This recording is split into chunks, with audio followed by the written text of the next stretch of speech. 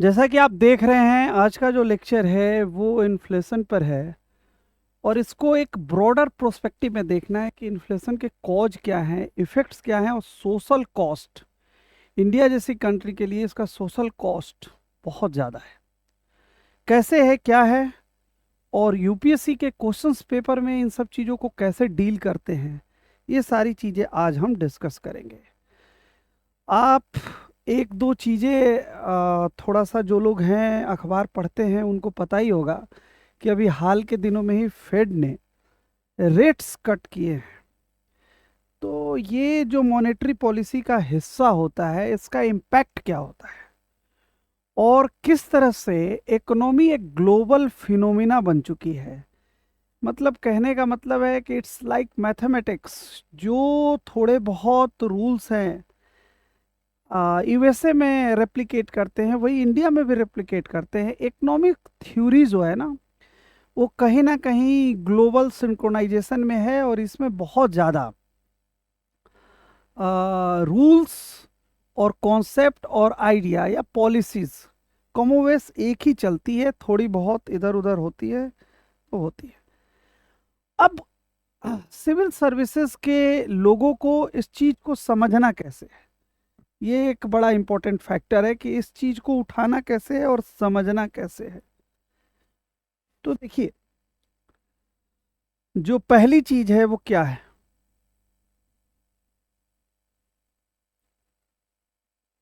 एक natural habit है, जो भी तैयारी करते हैं अखबार पढ़ते हैं, पेपर पढ़ते हैं।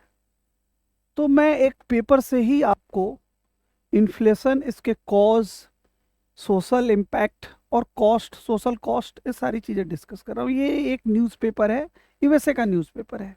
ये क्या कहता है? The Federal Reserve start cutting interest rates in a big movement for the economy. Rate cut पहली चीज क्या लेकर आ रहा है, हमारे पास आ रहा है रेट कट। और ये किस चीज से रिलेटेड है? Big movement for the economy से।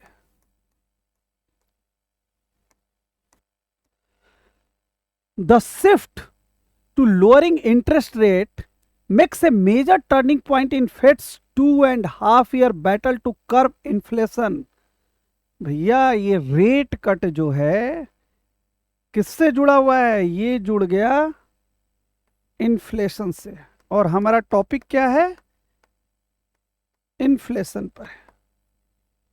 और ये फेड है क्या? ये यूएसए का रिजर्व बैंक ऑफ इंडिया है, आरबीआई है, सेंट्रल बैंक है। और ये कितने दिनों से, कोविड और कोविड के बाद से आपको पता है महंगाई कितनी ज्यादा हुई है।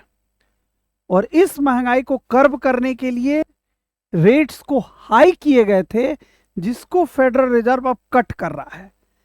अब ये क्या कह रहा है? Time down demand and bring prices under control. Demand और सप्लाई की बात कर रहा है। ये इकोनॉमिक टर्म्स है, इसलिए मैं लिख रहा हूं। ये सारे टर्म्स पर आगे हम बात करेंगे, इसके बिना हम कुछ नहीं कर सकते। 5.25 5% इस तरह की चीजें हैं, इसको हम देखेंगे।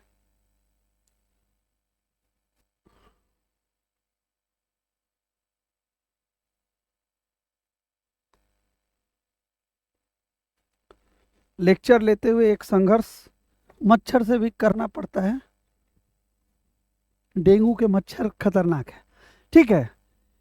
अब क्या हुआ? 2.5 साल तक महंगाई रही, फेड ने रेट्स को हाई रखे। अब inflation is slowing.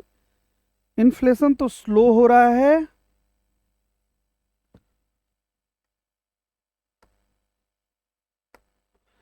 But so the job market, the rate cut on Wednesday. अब इन्फ्लेशन जब डाउन हो रहा है तो जॉब भी डाउन हो रही है।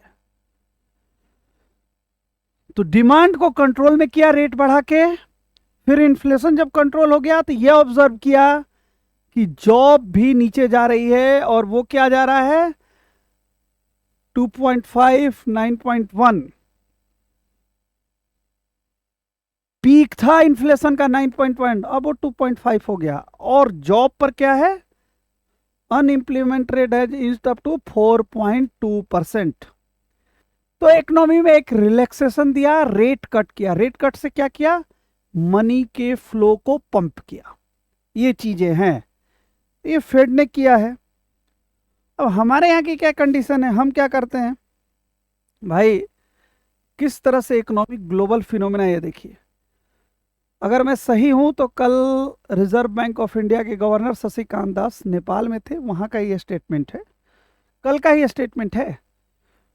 और आप डरो मत, यूपीएससी की तैयारी कर रहे हो, आपका ऑप्शनल कुछ भी हो, एक बड़ी इंटरेस्टिंग चीज बता रहा हूँ। शशिकांत दास, मेरी जानकारी के अनुसार वो हिस्ट्री उनका सब्जेक्ट रहा है और बहुत अच्छा फाइनेंस चला रहे हैं, इसलिए आप भी इसको पढ़ लोगे और समझ लोगे, इसमें कोई कंफ्यूजन आने वाला नहीं है। तो वो कह रहे हैं कि रिजर्व बैंक ऑफ इंडिया और गवर्नमेंट के हेल्प से महंगाई नीचे की तरफ आ गई है, इन्फ्लेशन कंट्रोल में है। क्यों? कोविड-19 के पास, यानी इंडिया, ग्लोब, यूएसए सब इन्फ्लेशन से पिछले 2.5 साल से लड़ रहे थे। ये ग्लोबल फिनोमिना थी, और उससे लड़ने का जो तरीका है वो सेंट्रल बैंक की पॉलिसीज और गवर्नमेंट की पॉलिसीज और खासकर मॉनेटरी पॉलिसी सब मिलकर इकट्ठे जब चलते हैं तब हम इसको टेक केयर कर पाते हैं। तो कहने का मतलब है कि जो चीज़ यूएसए में हो रहा है, आपको पता है बहुत सारे लोग इसमें इंटरेस्टेड थे कि फेड ने कट किया है, मनी फ्लो बढ़ेगा तो इन्वेस्टर इंडिया की तरफ आएंगे, तो इंडिया के लिए अच्छा है। तो इंडिया में अभी आरबीआई ने बहुत ज़्यादा नीचे नहीं किया है रेपो रेट को, वो कांस्टेंट ही जा रहे हैं। लेकिन मैं ये बता रहा हूँ, ये एक थोड़ा सा आंकड़ा है, इसको थोड़ा समझते हैं हम, अगर हम समझ पाएंगे तो अच्छा रहेगा। अगर आपको दिख रहा है तो देखो, ये 2-2.5 साल से 22 इन्फ्लेशन कितना है, तो इसमें इंडिया में कितना था इन्फ्लेशन रेट? 6%। अब कितना आ गया? 3.54। अभी 4 के करीब था, 3.54 आ गया है। और इंटरेस्ट रेट क्या है? 4 है, ये कांस्टेंट ही है। उस समय 6.5 था, उसको डाउन करके 4 किया है। फेड ने भी क्या किया है? उसको डाउन कर दिया। तो ये ग्लोबली मैं आपको ये बताना चाह रहा हूं कि इंटरेस्ट रेट जो है इन्फ्लेशन के ऊपर निर्भर करता है। तो इस 4-5 स्लाइड में हमें क्या समझ में आया? Rates, money flow, rate cut inflation को कंट्रोल करते हैं, मनी सप्लाई को कंट्रोल करते हैं, इकोनॉमी के आउटपुट को भी ड्राइव करते हैं, जीडीपी के आउटपुट को भी ड्राइव करते हैं। लेकिन हमारा टॉपिक क्या है? इन्फ्लेशन कॉजेज क्यों होता है और इट्स इफेक्ट्स, उसका असर क्या है और उसका सोशल कॉस्ट क्या है। ये तीनों चीज हम समझेंगे और सेंट्रल बैंक के रोल को समझेंगे, एस्टेब्लिश करेंगे कि सेंट्रल बैंक का रोल क्या है, कैसा है।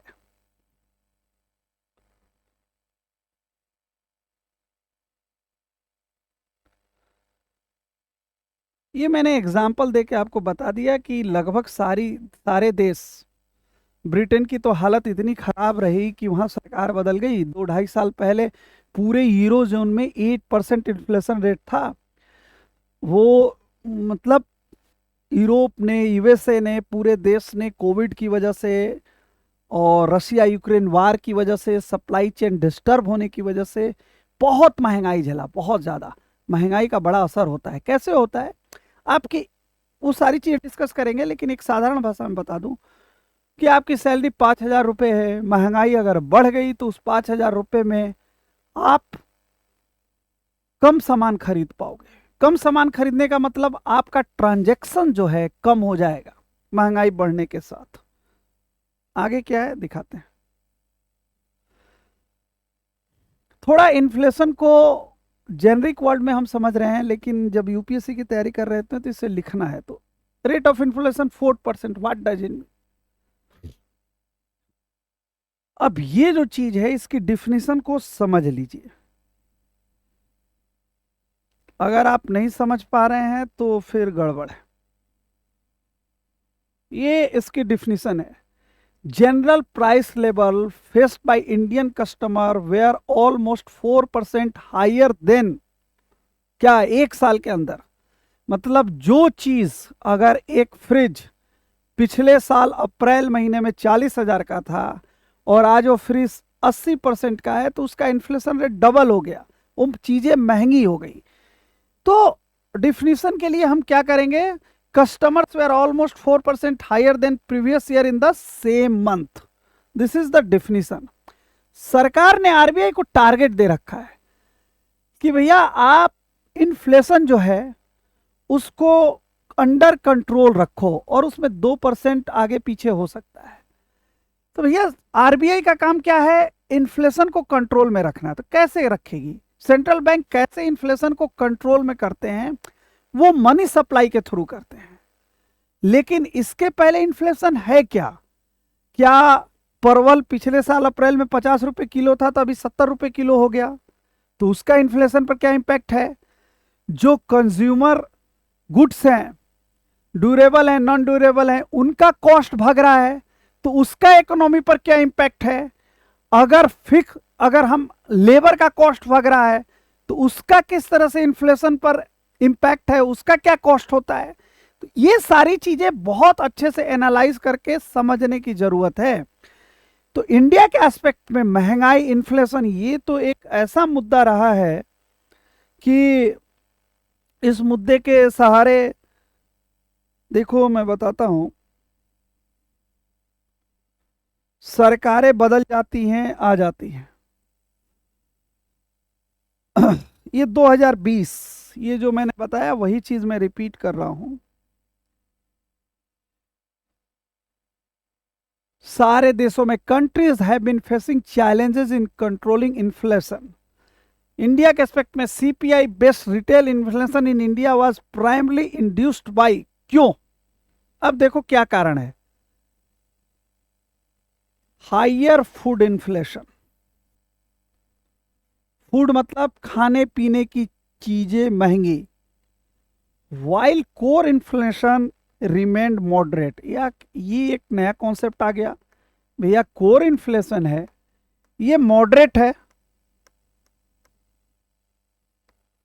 और फूड प्राइस बढ़ी हुई है। तो देखो हम ये बताने की कोशिश कर रहे हैं कि इन्फ्लेशन मेजरमेंट की जो टेक्निक्स है वो किस तरह से अप्लीकेबल है इंडिया में। Russia Ukraine war led to price measures while domestically excessively heat in summer and uneven rainfall put pressure on food prices. Climate change की वजह से जब बारिश होनी है तब बारिश होती नहीं है, और जब असमय बारिश होती है तो फसलों को, सब्जियों को नुकसान पहुंचाती है, फलों को नुकसान पहुंचाती है, जिससे डिमांड के एस्पेक्ट में सप्लाई कम हो जाता है और उसकी प्राइस राइज कर जाती है। अब इसको और थोड़ा सा और गंभीरता से समझेंगे कि ये कैसे है। तो ये देखिए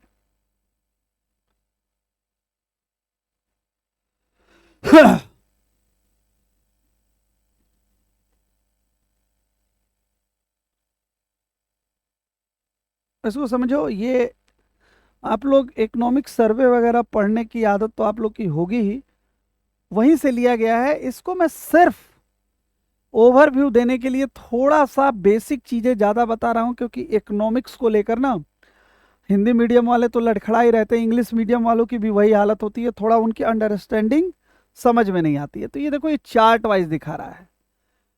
मैंने बोला कि रिजर्व बैंक को सरकार ने टारगेट दे रखा है, क्या दे रखा है कि आपको इन्फ्लेशन कंट्रोल में रखना है। तो ये क्या कह रहे हैं, टारगेट रेंज 2 to 6%, एक्चुअल में ये 4% है, 2% आगे पीछे हो सकता है।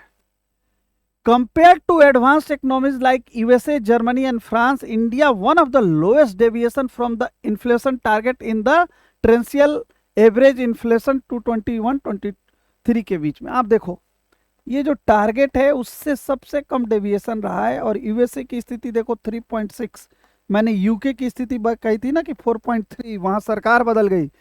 ये देखो ये जर्मनी है, ये यूरोजोन के कंट्रीज हैं। तो सरकार की तरफ से सेंट्रल बैंक को इन्फ्लेशन को कंट्रोल में रखने के टारगेट दिए जाते हैं, और उस चीज को मॉनेटरी पॉलिसी के थ्रू कंट्रोल किया जाता है। लेकिन पूरे ग्लोबली आफ्टर कोविड और Russia Ukraine war, supply chain disturb होने की वजह से पूरी दुनिया में इन्फ्लेशन बढ़े, सेंट्रल बैंक ने जो पॉलिसीज इकोनॉमिक थ्योरी के द्वारा एस्टेब्लिश की गई हैं उसी पॉलिसी को आगे बढ़ाया। इंडिया में क्या देखा गया कि इंडिया में 2-2.5 साल में इन्फ्लेशन धीरे धीरे कंट्रोल में आया, यूएसए में भी आया।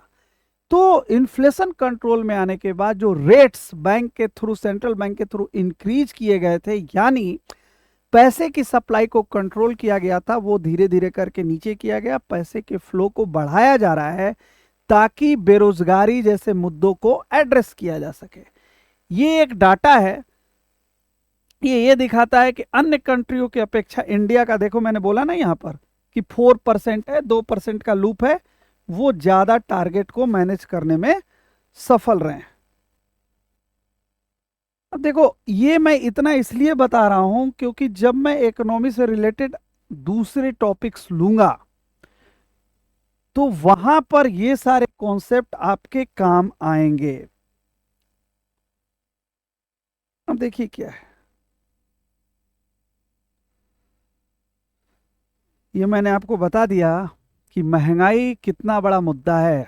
अभी अभी लोकसभा के चुनाव हुए हैं और महंगाई को लेकर क्या क्या बातें कही गई, टमाटर, गैस सिलेंडर, पेट्रोल, डीजल, हमारे रोज मर्रा की चीजें, जब ये चीजें महंगाई की तरफ चली जाती हैं तो इसका इम्पैक्ट ओवरऑल इकोनॉमी पर किस तरह से आता है, वो चीज समझने की है।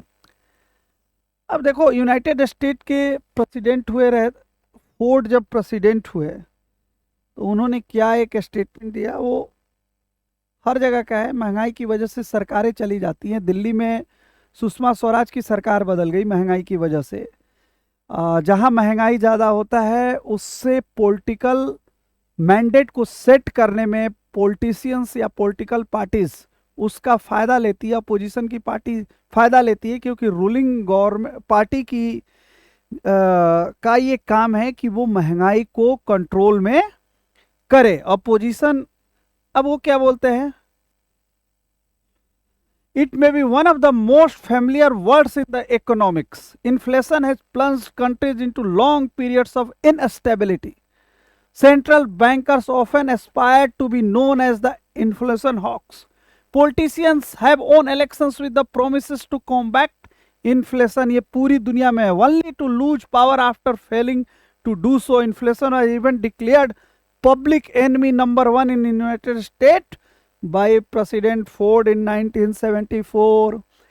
भाई महंगाई होगी, इसको समझाने का क्या जरूरत है। आप जहां तैयारी कर रहे हो वहां किराए महंगे हो जाएं, वहां जो टिफिन है वो महंगा हो जाए, मेस महंगा हो जाए, कोचिंग की फीस महंगी हो जाए, भाई पैसा, इनकम नहीं बढ़ रहा है, महंगाई बढ़ रही है, फिर हम एडजस्ट कैसे करेंगे। तो हमें तो कंप्रोमाइज करना पड़ता है। तो ओवरऑल इकोनॉमी कहाँ जाती है, इकोनॉमी की कंडीशन क्या होगी, भाई आउटपुट ही नहीं बनेगा ना। जब महंगाई बढ़ गई तो मान लो कि एक व्यक्ति चाय की दुकान चलाता है, अगर दूध महंगा हो गया तो चाय की प्राइस बढ़ेगी, चाय की प्राइस बढ़ेगी, हम चाय कम पिएंगे। तो जो उसका आउटपुट है वही तो, जो उसका आउटपुट है वही उसका इनकम। इकोनॉमी में, जीडीपी में क्या है, जो आउटपुट है वही उस कंट्री का इनकम है। इनकम ही कम हो गई, इनकम कम हो जाएगी तो फिर तो थोड़ी हालत खराब हो जाती है पूरी। गरीब लोगों की स्थिति क्या होती है वो सब मैं डिस्कस करूंगा, इसलिए बता रहा हूं। Inflation is the rate of increase in price over A given period of time. Inflation is typically a broad measure such as the overall increase in the price or increase in the cost of living in a country.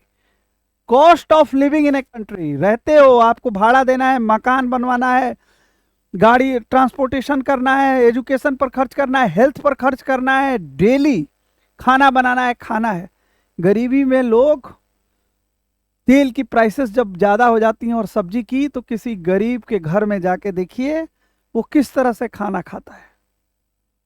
सरकार तमाम तरह के welfare schemes लाती है कि नहीं, महंगाई बहुत ज़्यादा हो गया है तो एटलीस्ट हम गरीब परिवारों तक अनाज पहुंचा सकें। कभी कभी आप देखते होंगे सरसों तेल महंगा हो गया, एडिबल ऑयल प्राइस महंगी हो गई, वो इन्फ्लेशन का कारण हो जाती है।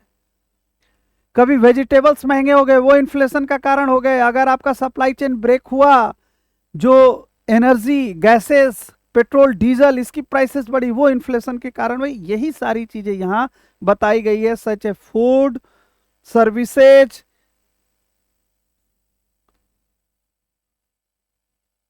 मैं आपको बताऊं, इन्फ्लेशन की एक बड़ी हिस्ट्री रही है। 5-5 हजार, 500% इन्फ्लेशन हो गया, 1000% इन्फ्लेशन हो गया, वो कंट्री फेल हो गए, कंट्री की इकोनॉमी फेल हो गई, देश ही फेल हो गए। आप जाकर देखो, कुछ ऑडियो वीडियो देखते होगे, पाकिस्तान में कुछ साल में पहले क्या स्थिति थी, आटा कितना महंगा हो गया था। बेसिक चीज है, रोजमर्रा की चीज है। ये इकोनॉमिक्स जो है ना, हमारे जो पैसा खर्च करना और खाना पीना, इसका बिहेवियरल एनालिसिस बड़े साइंटिफिक ढंग से करता है। तो हमारे इर्द गिर्द जो हो रहा है, उसी को मैं आपको बताने की कोशिश कर रहा हूं। Whatever the context, inflation refers how much more expensive the relevant set of goods and services has become on a certain period, most commonly a year. एक साल में चीजें कितनी महंगी हो गई, उसी को मेजर करते हैं। अब क्या है, अब जो स्लाइड आ रही है ना, वो लिमिटेशन बता रही है कि इन्फ्लेशन का क्या है, उससे चीजें कितनी बदल जाती है। देखो क्या लिखा है, inflation is a gradual loss of purchasing power that is reflected in a broad rise in price for goods and services over the time. Salary बढ़ी नहीं, महंगाई बढ़ गई। आपको पता है ना कि कितने परसेंट लोग जो इनकम टैक्स देते हैं वो हायर हैं। भाई इंडिया एक मिडिल क्लास लोगों का समूह ज्यादा है, गरीबों का समूह ज्यादा है। तो इस महंगाई का इम्पैक्ट क्या करता है, दे लूज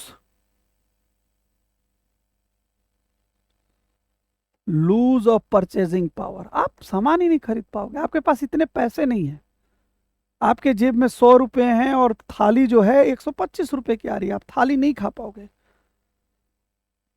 तो परचेजिंग पावर लूज करना किसी भी इमर्जिंग नेशन के लिए, डेवलपिंग नेशन के लिए कितनी बड़ी चीज है। स्कूल की फीस, मेडिकल, वो आपके जीवन पर बुरा प्रभाव डालती है। ये कॉस्ट है। Inflation is a gradual loss of purchasing power that is broad rise in price for good services over the time.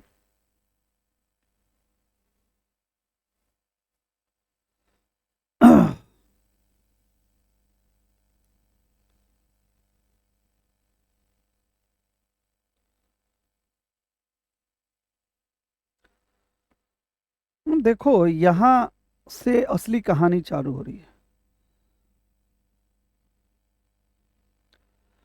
मैं थोड़ा सा समराइज कर रहा हूं आपके लिए।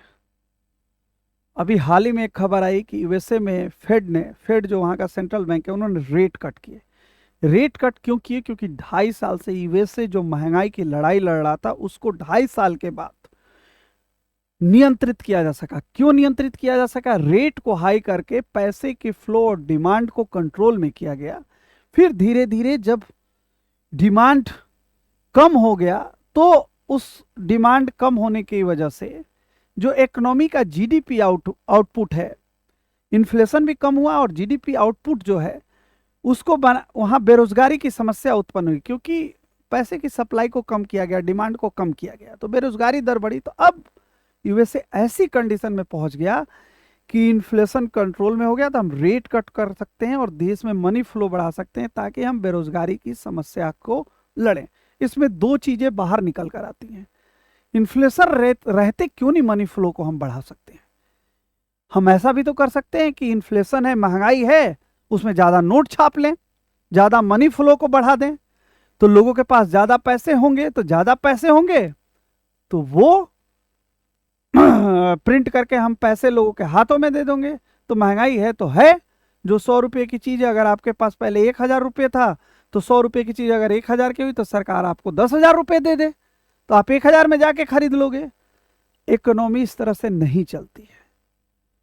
क्या है, डिमांड और सप्लाई को कंट्रोल करना, जीडीपी को आगे लेकर जाना, एम्प्लॉयमेंट अनएम्प्लॉयमेंट को एम्प्लॉयमेंट को बढ़ावा देना, अनएम्प्लॉयमेंट को नीचे करना और इन्फ्लेशन को with in range, with in target रखना कि आम आदमी के पहुंच में सारी चीजें हो। अब मैं थोड़ा सा इस स्लाइड के बाद इकोनॉमिक सर्वे का जो बजट में इन्फ्लेशन से रिलेटेड है ना, उस चीज को थोड़ा एक्सप्लेन करूंगा। देखते हैं, थोड़ा सा सरसरी निगाह के देखते हैं कि आपके जीवन से किस तरह से इन्फ्लेशन जुड़ा है। फिर आपको समझ में आएगा कि अरे, मैं जो पैसे खर्च कर रहा हूं, मैं चीजें खरीद रहा हूं, मैं जो कपड़े खरीद रहा हूं, जो मैं खाने की चीजें खरीद रहा हूं, जो मैं रेंट पे कर, ये सब तो इन्फ्लेशन से जुड़ा हुआ है। तो अब आप देखो, long lasting episode of high inflation are often the result of the lax monetary policy. इस लैक्स वर्ड को ध्यान रख लो। If the money supply grows too big relative to the size of an economy, the unit value of the currency diminishes. In other words, its purchasing power falls and prices rise. आप पढ़ते हो ना, रुपए की कीमत बढ़ गई, घट गई, ये भी इन्फ्लेशन से जुड़ा हुआ है। अगर मार्केट में मनी सप्लाई ज्यादा होगी तो उस मनी सप्लाई क्यों नहीं ज्यादा किया जाता, मैंने बोला ना, नोट क्यों नहीं छापे जाते हैं। अगर हम पैसे के फ्लो को बढ़ा देंगे, नोट छापकर लोगों के पास दे देंगे, तो पहले जो एक कप चाय $1 की आती थी वो $10 की आएगी, यानी डॉलर और रुपए की कीमत डाउन हो जाएगी। और किसी देश की मुद्रा की कीमत जब डाउन होती है तो वो क्या होगा, they will lose purchasing power and price rise. The relationship between money supply and size of the economy is called quantity theory of money. यही हम पढ़ेंगे आज। यहां तक आपको लाने का यही मतलब था, क्वांटिटी थ्योरी ऑफ मनी कैसे एक्सप्लेन करना है। तो अब हम आगे की तरफ चलें तो थोड़ा सा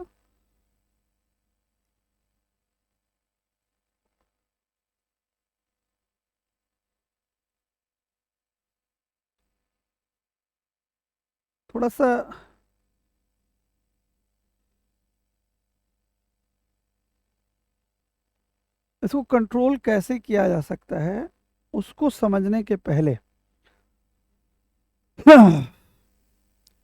ये तो एक बड़ी चीज है कि the right set of disciplinary policy those aim to reducing inflation depends on the cause of inflation.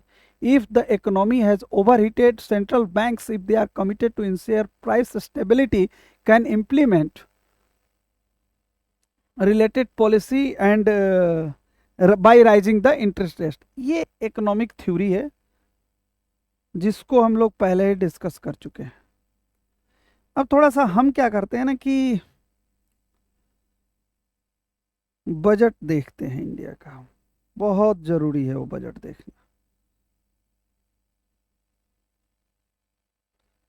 बहुत सारी चीजें इससे क्लियर होंगी।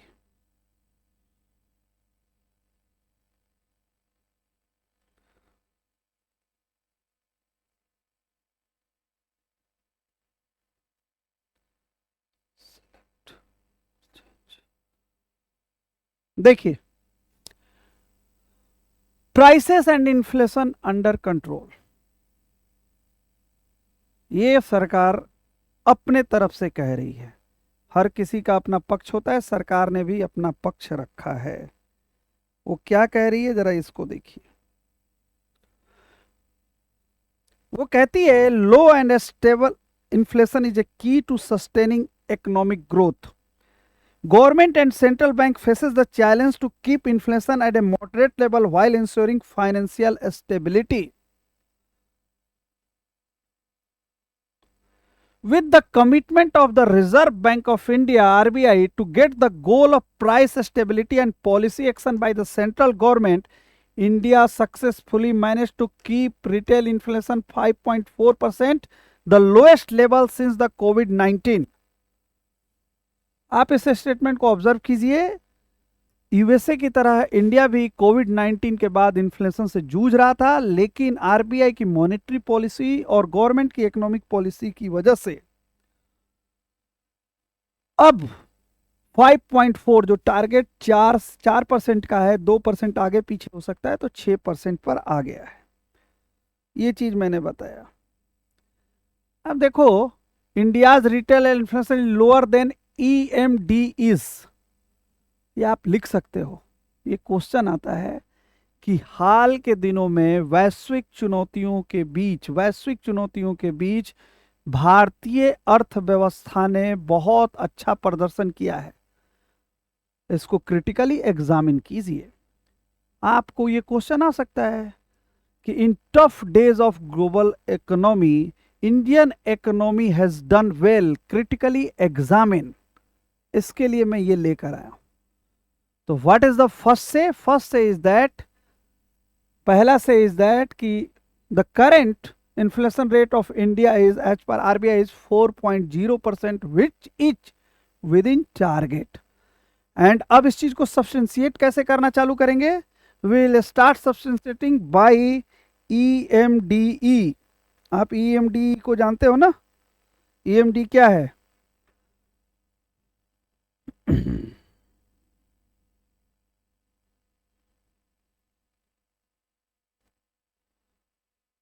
एडवांस्ड इकोनॉमीज, डेवलपिंग इकोनॉमीज, मतलब जो एडवांस इकोनॉमीज है वहां और जो डेवलपिंग इकोनॉमीज है वहां भी। अब देखो, इसको स्टेटमेंट को लिखने के बाद से हमें क्या करना है आपको पता है। हमें उस स्टेटमेंट को सब्सटेंशिएट करना है ग्राफ से। ये कुछ भी नहीं है, ये इतना ग्राफ बनाने में ना टेंशन नहीं लेने का। आपको पता है ये ग्राफ बनाना बहुत आसान है, मैं बता दे रहा हूं कैसे। ये है, ये ईयर हो गए और ये रेट हो गया और इंडिया हो गया। इंडिया का आज कहाँ है? 2024 में तो 4% है, ये 0 मान लो है, ये 4 है और ये 8। तो पहले कितना था आप देख ही रहे हो, कहाँ से 6.2 से आया है, यहाँ से ग्राफ लिया, यहाँ लाया 4.4 पर कर दिया। अभी मैंने क्या बताया, यूके में कितना था? 8% के करीब, 8 से आया। अब उन लोग का बहुत मतलब बेटर परफॉर्मिंग स्टेज में नहीं है, तो ये यहाँ कर दिया उनका। यूएसए का अब धीरे धीरे नीचे आ रहा है बस। तो India is doing far better than किससे? एडवांस इकोनॉमीज, वर्ल्ड और इमर्जिंग इकोनॉमीज, चारों का ग्राफ है। ये तो आपने देख ही लिया कि किस तरह से ये नीचे की तरफ गया है, ये वाले ग्राफ है। अगर आप डायग्राम निकालेंगे तो आपके लिए अच्छा है, मार्क्स ज्यादा मिलते हैं। दूसरा क्या है, ये मैंने आपको दिखाई दिया, ये पहली स्लाइड दिखा दी है, यहीं से लिया था मैंने, कि जो एडवांस इकोनॉमी यूएस, जर्मनी और फ्रांस है उसके बेटर हम ज़्यादा अच्छा कर रहे हैं। और हमारा डेविएशन कितना है ये याद कर लो, 1.8 के करीब है। फ्रांस, मैक्सिको 3 आपको याद नहीं है फिर भी आप समझो।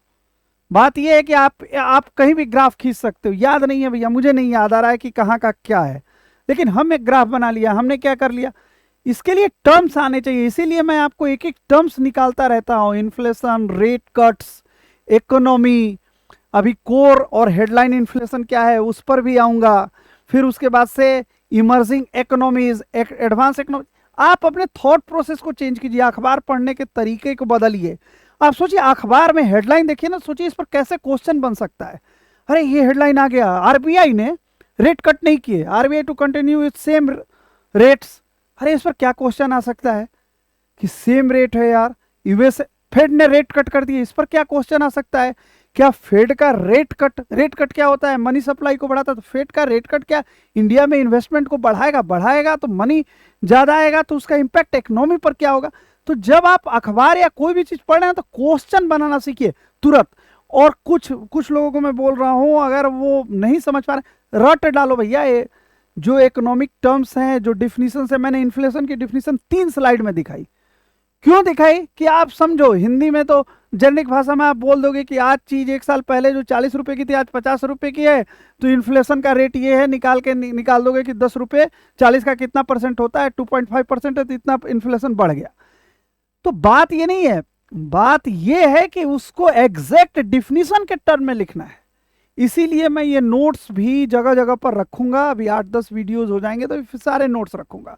और मेरे लिए बड़ा आसान है कि मैं एक पीपीटी लाऊं और बना दूं। मैं कहाँ से एक्सट्रैक्ट कर रहा हूँ, कहाँ से रीड करके आ रहा हूँ वो ना बताऊं, मैं खुद ही अपना एक इमेज क्रिएट कर दूं कि मैं, ऐसा नहीं है। मैं आपको उस टेक्स्ट तक लेकर जाता हूं कि आप पढ़ने की आदत डालो, उस टेक्स्ट की आदत डालो ना। अब मैं इकोनॉमिक सर्वे और बजट से ये सारी चीजें लेकर आ रहा हूं, तो ये चीजें करनी पड़ेगी। अगर आप नहीं करोगे तो दिक्कत होगा। फिर क्या होगा मैं बता दे रहा हूं, दिक्कत क्या होगी वो। मैं जितनी मेहनत कर रहा हूं वो सिर्फ आंसर राइटिंग के लिए कर रहा हूं। ये सारी चीजें लेकर आता हूं एक एक चीज, कि भाई आप ग्राफ ज्यादा यूज करो। ग्राफ अगर यूज नहीं करोगे, ये सारी चीजें दिमाग में रखो ना। अखबार पढ़ रहे हो, दिमाग में रखो कि भैया फेड ने बोला कि इन्फ्लेशन डाउन हो गया, तो 5.3 था, लगता है 5 के अंडर में चला गया। बहुत ज्यादा हर चीज को प्रोसेस करने का तरीका जो है ना, यूपीएससी के लिहाज से ही हमें चीजें प्रोसेस करनी है, उसके आगे पीछे नहीं देखना है कि भैया अब यूएसए में बाप रे ट्रम्प आ रहा है, कौन आ रहा है, ये अलग चीज है यार। उससे क्या मतलब है? हमको अपना चीज निकाल कर ले आना है कि इस पर सवाल कैसे बनेगा। अब हम सिर्फ पॉइंटर में लिख देंगे और ये ग्राफ नहीं बनाएंगे, और किसी ने ग्राफ बनाया होगा तो वो तो एग्जामिनर उसको आधे एक नंबर ज्यादा देने ही वाला है। मैं इसलिए हर जगह ग्राफ और ये सारी चीजें प्रेजेंट करके लाता हूं। अब देखो यहाँ दो टर्म आ गए ना, ये चीज समझो। अब छोटी छोटी चीजें देखो, ये हेडलाइन इन्फ्लेशन आ गया, कोर इन्फ्लेशन आ गया, और फूड इन्फ्लेशन भी बोला है। अब आप यहां देखोगे हेडलाइन इन्फ्लेशन कैसे यहां पर है, और फूड इन्फ्लेशन जो है किस तरह से बढ़ रहा है, घट रहा है। दूसरा क्या है, कोर इन्फ्लेशन को देखो कहां पर है। कोर इन्फ्लेशन 4.3 है। क्यों है? तो भाई इसमें जो वोलेटाइल आइटम होते हैं, जैसे बारिश नहीं हुई सब्जी बढ़ गई।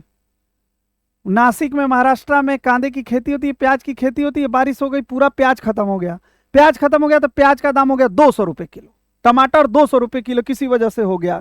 या दलहन की फसल जो हम 2 साल से प्रोड्यूस नहीं कर पा रहे हैं, दालें महंगी हैं, तो सरकार इंपोर्ट करके ला रही है। लेकिन जब चीज सप्लाई में नहीं है और डिमांड में बना हुआ है तो ऊपर जाएगा। तो ऊपर जाएगा तो अब क्या है, सिर्फ एक दो चार चीजें हैं, जैसे एनर्जी प्राइसेस ज्यादा होने से, पेट्रोल डीजल की कीमतें ज्यादा होने से इन्फ्लेशन आगे चला जाता है। लेकिन इसका मतलब ये नहीं ना कि पूरी इकोनॉमी में इन्फ्लेशन है। इन्फ्लेशन के हमारी लाइफ में 1 तारीख से 30 तारीख तक जो हम पैसा खर्चते हैं ना, वो किस तरह से, वो हर चीज यहाँ नोट डाउन हो रही है। वही चीज मैं आपको बताना, कंज्यूमर प्राइस इंडेक्स है, उसमें चीजों की लिस्टिंग है, वो चीजें कितनी महंगी हो रही है। लेकिन मैं अब आपको ये बता रहा हूँ कि सीजनल चीजें, मानसूनी चीजें, क्लाइमेट चेंज की वजह से फसलों का नुकसान, सब्जियों का नुकसान, तो अचानक से प्याज का 200 रुपये होना, देखो सरकारों को कितनी मुश्किल पहुंचाता है। पॉलिटिकल पार्टीज किस तरह से इसका एडवांटेज लेती हैं रूलिंग पार्टी के अगेंस्ट में। भाई प्याज महंगा हो गया, प्याज, अब हर जगह प्याज की बात हो रही है। लोग ये भी तो समझे कि प्याज की वजह से ये कॉस्ट अचानक से इंक्रीज हो जाता है। वही मैं दिखाना चाहता हूं आपको, क्या है, as the global energy price index sharp decline. क्यों डिक्लाइन हो गया? क्योंकि रसिया यूक्रेन वार के बाद सप्लाई चेन को एस्टेब्लिश किया गया, उस समय नहीं था। तो डिक्लाइन होने की वजह से क्या हुआ, एलपीजी, पेट्रोल और ये सारे डीजल लोअर हो गया। तो अगस्त में वो सारी चीजें, इन्फ्लेशन नीचे आ गई। और सरकार इन्फ्लेशन को, अब मान लो कि कोई चीजें महंगी है तो सरकार उसको सब्सिडी देकर आम आदमी के बीच में, मतलब सरकारी कॉस्ट 1000 रुपए की कोई चीज आ रही है और आम आदमी 1000 रुपए बियर नहीं कर पा रहा है, तो सरकार उसमें 250 रुपए की सब्सिडी लगा देती है। वो वेलफेयर स्कीम्स लेकर आती है। उन सारी चीजों को समझने के लिए ये चीज समझना जरूरी है। तो इसीलिए मैंने इकोनॉमिक सर्वे को मैं यहाँ पर ये लेकर आया हूं कि भैया ये चीज समझो, ये पढ़ने का आर्डर डालो। देखो, decrease in inflation rate due to price cut subsidy, मैंने बोला ना एलपीजी में सब्सिडी है। देखो ये कितना परसेंट नीचे गया अप्रैल 23 से 24 के बीच में। क्लॉथिंग और foodware, fuel and light, inflation rate. अब देखो सरकार एक एक छोटी चीज को मॉनिटर कर रही है। जब आप इस चीज को, टेक्स्ट को पढ़ेंगे ना, तो गवर्नेंस को, गवर्नमेंट को लेकर ना आपका जो एक प्रो माइंडसेट बना हुआ है ना, पॉलिटिकल माइंडसेट, उससे बाहर आओगे। सोचोगे सरकार कितनी गंभीरता से काम करती है। देखो यहाँ कोर इन्फ्लेशन क्या है, मैं ये चीज आपको बता रहा था, बता ही दिया हूं, बता क्या रहा था, पहले ही बता दिया है मैंने। अब वो क्या बताया मैंने, core inflation is measured by excluding food and energy items, कहां से? फ्रॉम सीपीआई हेडलाइन से। ये क्यों हटा देते हैं? ये इसलिए हटा देते हैं सीपीआई हेडलाइन, क्यों? क्योंकि भैया ये ऐसी चीजें हैं जिस पर किसी का नियंत्रण नहीं है, मानसून पर नियंत्रण नहीं है, क्लाइमेट चेंज पर नियंत्रण नहीं है। तो इन सब चीजों को हटा के भी रियल कंडीशन तो समझोगे। अब इसको छोटी सी बात मैं बोल रहा हूं, जैसे आपका शरीर है, आप 5 दिन नहीं सोए, थकावट हो गई, उस थकावट की वजह से थोड़ा सा बीपी हाई कर गया, या आप कहीं गए बाहर खाने के लिए और आपने कुछ ज्यादा खा लिया, आपका पेट खराब हो गया, तो वो इमीडिएट इम्पैक्ट है, उससे आपके शरीर के सारे पैरामीटर खराब हैं, ये नहीं समझा जा सकता। तो इकोनॉमी में जो चीज नेचुरल डिजास्टर है, जो वार रिलेटेड सिनारियो है, ग्लोबल इकोनॉमी जैसे सप्लाई चेन, इस पर गवर्नमेंट कंट्रोल नहीं कर सकती है। तो फिर उससे पूरी इकोनॉमी को डिस्टर्ब समझना ये गलत है। इसके लिए सरकार लेकर आती है फूड एंड एनर्जी आइटम्स को सीपीआई में ये कोर इन्फ्लेशन लेकर आती है। और कोर इन्फ्लेशन अगर बहुत अच्छी कंडीशन में है तो समझो कि बाकी प्राइसेस को गवर्नमेंट सब्सिडीज के थ्रू इंपोर्ट एक्सपोर्ट करके वो थोड़े दिनों में मैनेज करके इन्फ्लेशन को कंट्रोल में लेकर आ ही जाती है। अब दूसरी बात आ गई, ये आपको मैंने बता दिया, गुड्स का है, सर्विस का है। अब ये सर्विस का कैसे है? जैसे हाउस रेंट है, आप बताओ, मैं हम लोग दिल्ली एनसीआर में रहते हैं, आप पता करो हाउस रेंट कितने बढ़ गए हैं। हाउस खरीदने पर तो जो रेट्स बढ़े हैं, 2.5 करोड़ 3 करोड़ 4 करोड़, वो तो है। देखो ये भी गवर्नमेंट यूज कर रही है कि पैंडेमिक के बाद क्या हुआ, हाउस रेंट वेंट्स अप। क्यों? लोग घर जो चले गए थे कोविड के बाद, वो वापस शहरों में आ गए जॉब के लिए, हाउस रेंट बढ़ गया। अब लोगों को लगता है कि गवर्नमेंट मेजर नहीं करती है, मेजर नहीं करती है, तो इकोनॉमिक सर्वे में ये सारी चीजें आ कैसे रही हैं? इसका देखो core service inflation, core goods inflation, ये ग्राफ है। एक्चुअल में सरकार को भी ये अपनी बात रखनी है, तो कहाँ रखेगी? सरकार किसी राजनीतिक दल की होती है, राजनीतिक दल के प्रवक्ता जो टीवी पर कहते हैं वो आपको बताने की जरूरत नहीं है, इस तरह की गंभीर चीजें। और ये गवर्नेंस का पैटर्न है कि गवर्नमेंट ने जो एफर्ट्स किए हैं उसको लेकर आए, इकोनॉमिक सर्वे में लेकर आती है। अब ये देखो, a step decline in service prices hasten the moderation in core inflation. क्या हुआ?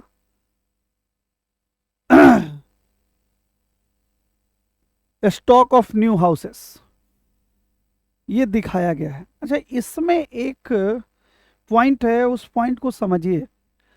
क्या एडवांस इकोनॉमीज में ना जो वॉलेटाइल इन्फ्लेशन होता है उसका कंट्रीब्यूशन 10-12% के करीब होता है, लेकिन जो हम लोग जैसे देश हैं, इमर्जिंग कंट्रीज हैं, उसमें सब्जियों के प्राइस बढ़ने का, पेट्रोल डीजल की प्राइस बढ़ने का, इन सब रोजमर्रा की चीजों का जो बकेट में हिस्सा है ना वो ज्यादा होता है। उसकी वजह से पूरी इकोनॉमी हमारे घर की गड़बड़ हो जाती है, हमारी गड़बड़ हो जाती है। तो एडवांस इकोनॉमीज में ये चीज नहीं आती है। अब देखो क्लॉथिंग, अब देखो कपड़े महंगे हो गए। Consumer durable index, major driver of inflation. Gold prices देख रहे हैं ना, सोना डाउन हुआ था फिर बढ़ गया। तो आप देखो कि किस तरह से कंज्यूमर ड्यूरेबल जो है, अब वो उसमें भी एपरेबल मैन्युफैक्चरिंग, जहां मैं नोएडा वगैरह में इतनी ज्यादा सूरत में कपड़े महंगे हो गए, कॉटन महंगा हो गया, उससे हुआ है। तो ये सारी चीजें हमारे कपड़े तो खरीदने ही है। Food price pressure due to adverse weather conditions, core consumer non durable inflation decline supply. देखो ये जो चीजें मैंने बोली है वही लिखा है, हिस्टोरिक ड्राई कंडीशन। और दूसरी चीज क्या है? Heat waves, uneven monsoon distribution. भाई इसकी क्लाइमेट चेंज की वजह से इसमें दलहन के प्रोडक्शन का भी आएगा। मैंने जब ये पढ़ा था तो वो चीजें भी है। मेजर फूड आइटम्स में देखो वेजिटेबल्स, उसके अलावा पल्सेस, देखिए बोल दिया, due to low production over the past 2 years। इसके अलावा क्या है? Price of milk. क्यों? अब देखो जब वो पैंडेमिक आया तो लोग बाहर, मतलब जो फर्टिलिटी रेट है, जो गाय फिर बच्चा देगी, उसमें डिक्लाइन हो गया, तो मिल्क प्रोडक्शन डाउन हो गया। क्यों? क्योंकि कोविड में कोई गया ही नहीं, इतना रिस्क ही नहीं लिया, 1 डेढ़ साल 2 साल हम लोग तो घरों में ही बंद रहे, इसकी वजह से इन्फ्लेशन। तो देखिए, मैं आपको फिर ये आटा का, दाल का, चावल का, ओनियन का, ये सारी चीजें मैंने बताई, ये मैं एक्सप्लेन ज्यादा नहीं कर रहा हूँ।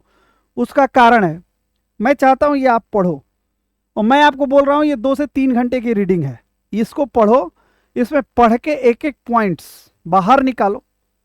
देखो कैसे इन्फ्लेशन में घर के बढ़े हुए, मकान की जो दर है, किराया बढ़ा है उसको, हेयर कट को, तेल को, सब्जियों को, दाल को, एक एक चीज, इंसान मतलब इंडियंस जो हैं कहाँ कहाँ खर्च कर रहे हैं, कैसे कर रहे हैं, वो एक एक चीज मॉनिटर हो रही है। और जब आप सिविल सर्विसेज का आंसर लिखोगे तो ऐसी चीजें ऐसे नहीं लिख सकते हो, उसको बड़े सब्सटेंशिएट करके फैक्ट्स के साथ लिखना पड़ेगा। और मैं यहाँ लेक्चर में आपको नोट्स बिल्कुल दे भी दूं तो भी आप नहीं लिख पाओगे। मैं 500 1000 वर्ड्स का नोट्स दे दूंगा, नहीं लिख पाओगे, क्योंकि मैं 100 पन्ने पढ़ता हूं तो यहाँ आके 1 डेढ़ घंटे बोल पाता हूं। तो आप समझो मैं आपकी पढ़ने की आदत डालना चाह रहा हूं, और वो टेक्स्ट पढ़ो, कहां से क्या उठाना है वो पढ़ो, ये जान गए कि कहां से क्या उठाना है तो बहुत आगे जाओगे। अब ये global food prices and domestic inflation, आपको पता है इडेबल ऑयल, मैंने बोला ना तेल का। अब देखो कुल मिला जुला कर चीज ये आकर बाहर आ गई, ये कंट्री वाइज इन्फ्लेशन है। ये मैंने आपको डेटा दिखा दिया। अब आपको एक चीज समझनी पड़ेगी, अब मैं थोड़ा लिखता हूं, मैं थोड़ा सा आपको पीछे से लेकर जाऊंगा। क्या है इन्फ्लेशन? है इन्फ्लेशन क्या है? Increase in A price over the period of 1 year standard, यही माना जाता है। तो इन्फ्लेशन की डिफिनीशन हमको पक्की आनी चाहिए। अब हम इसके कॉज में जा रहे हैं।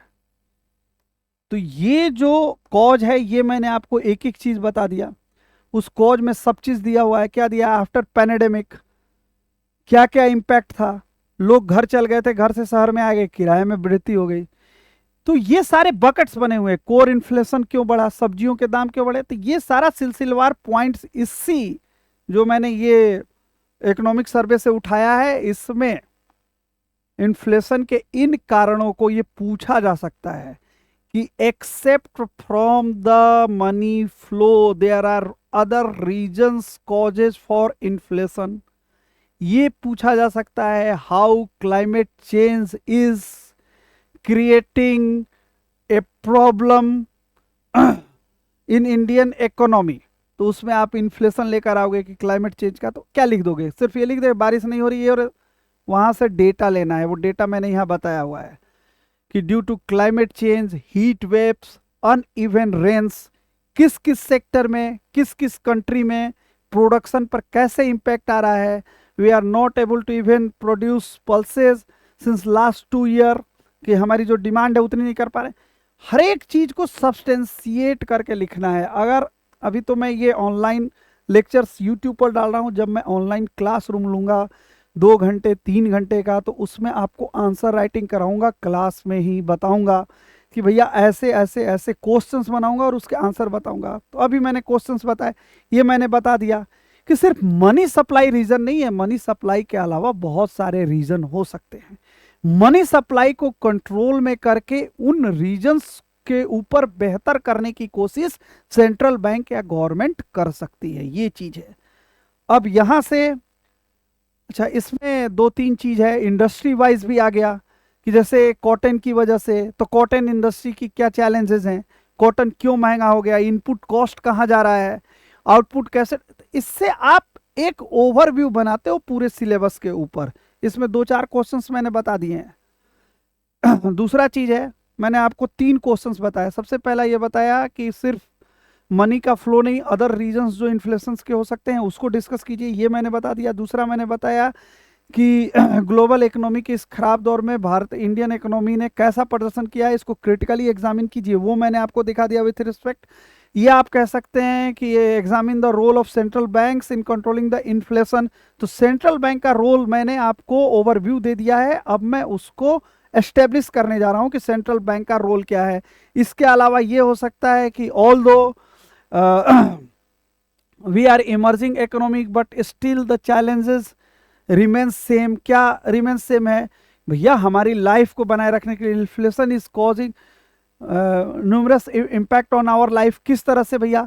तो किराए महंगे हो रहे हैं, सब्जियां महंगी हो रही हैं, तो लाइफ चला। इसमें एक इमर्जिंग इकोनॉमी के रूप में इंडिया के चैलेंज को कैसे देखते, तो वो आप दिखाएंगे कि किस तरह से गवर्नमेंट ने सारी चीज़ों को कंट्रोल किया, क्या क्या चीज किया, ये इसके अंदर ही बताया है हमने। किस तरह से एलपीजी सिलेंडर पर सब्सिडी दी, किस तरह से दाल का प्रोडक्शन कम हो रहा है तो इंपोर्ट करके लेकर आए, किस तरह से कुछ चीजें ग्लोबल सप्लाई चेंज को हमने एस्टेब्लिश किया, किस तरह से एफटीए फ्री ट्रेड एग्रीमेंट की तरफ इंडिया जा रहा है, वो सारी चीजें मैं बताऊंगा। अगर आप बोलो तो मैं इकोनॉमी पढ़ा दूं, अभी तो करंट अफेयर्स पढ़ा रहा हूँ। ये सारे वीडियोस मैं अपलोड करूंगा, आप लोग के बीच में लेकर आऊंगा। अगर आपको लगता है कि मैं अलग से इकोनॉमी पढ़ाऊं तो मैं वो भी पढ़ाने के लिए तैयार हूं। अच्छा, अब हम स्लाइड पे वापस आ जाते हैं, वो बड़ी जरूरी चीज है।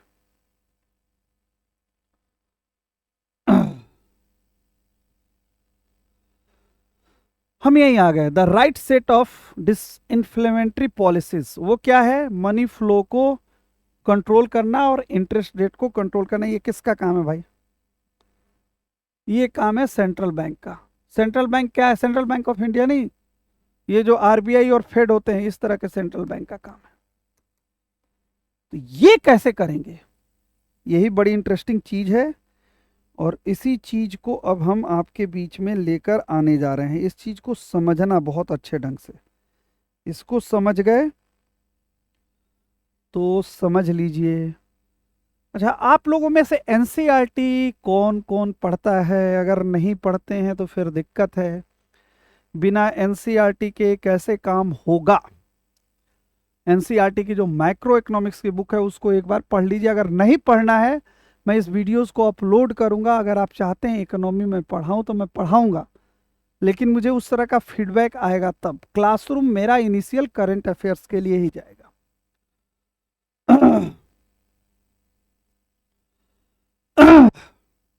चलिए थोड़ा सा एक सर्च करते हैं।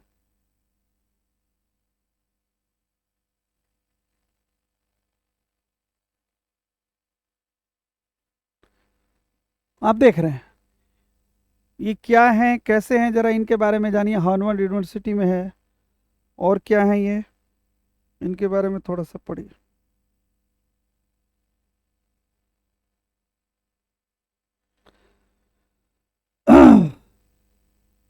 देखो यहाँ पर कुछ चीजें आ रही हैं जिस चीजों को मैं आपको समझाने के लिए कह रहा हूं।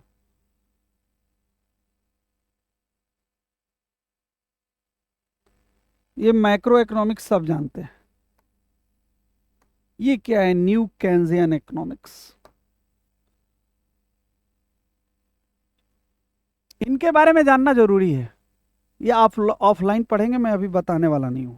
मैं इनके बारे में सिर्फ इतना बताया कि इनके बारे में आप पढ़िए, और इसके अलावा ये जो केन्जियन बोला जाता है, ये ब्रिटिश थे, इनके बारे में पढ़िए। ये पढ़ना बहुत ज़रूरी है, और ये पढ़कर आप मुझे बताएंगे।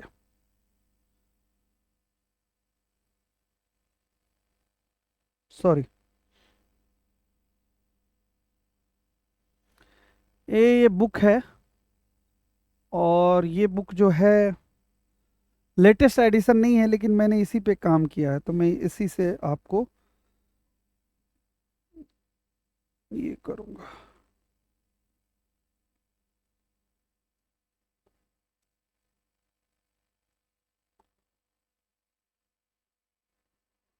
ये आगे चला गया है, इतना आगे जाना नहीं चाहिए था। ये आगे,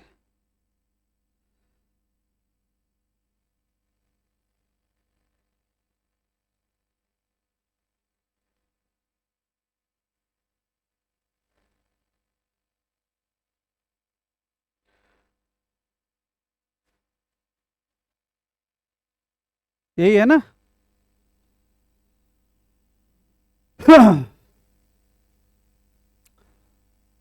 मैं आपको टेक्स्ट से पढ़ा रहा हूँ। मैं ये पीपीटी बना के लाया हूँ, लेकिन मैं वहां से नहीं पढ़ा रहा हूँ, टेक्स्ट से पढ़ा रहा हूँ।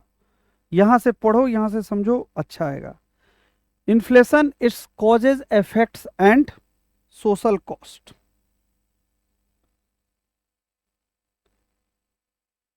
आपने पिछली स्लाइड में हमने ड्रॉप किया था the quantity theory of money.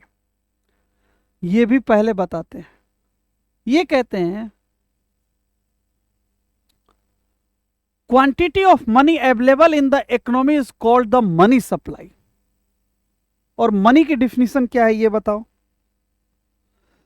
ये तो आपको बतानी पड़ेगी मनी की डिफिनीशन।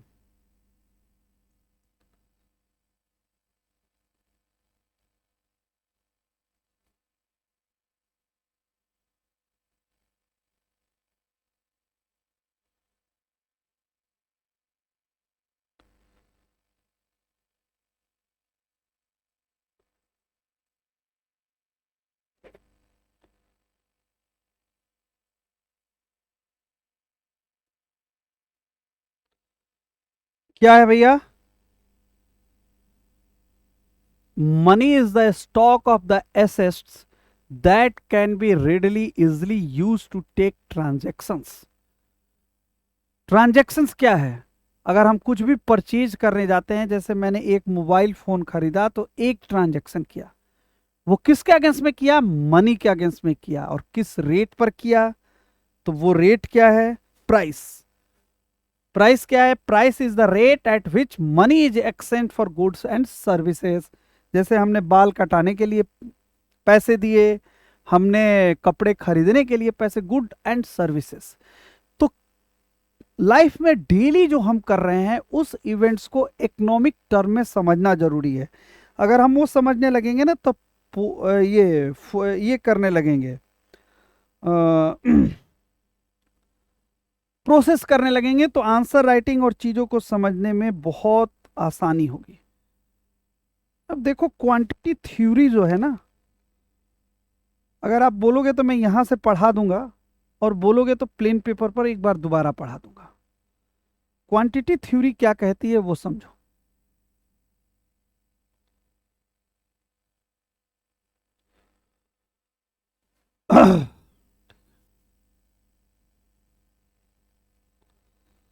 वो कहते हैं कि पैसा है, एम फॉर मनी। आपके पास पैसा है, उस पैसे से अगर कोई चीज परचेज कर रहे हो तो उसका कुछ प्राइस है, दो चीजें फिक्स है। अब ट्रांजैक्शंस का क्या मतलब है? ट्रांजैक्शंस का मतलब ये है, आप किसी चीज को खरीदने के लिए जो ट्रांजैक्शंस करते हो, आपने एक प्राइस पर एक मोबाइल खरीदा तो वो ट्रांजैक्शन हो गया। अब कहानी ये है कि मनी वी क्या है? वेलोसिटी। किस चीज की वेलोसिटी है? मैं एक सामान्य व्यक्ति हूं, मेरे पास 1 लाख रुपए हैं और मैं खर्चीला व्यक्ति हूं, तो मैं goods and services, goods and services क्या मतलब है?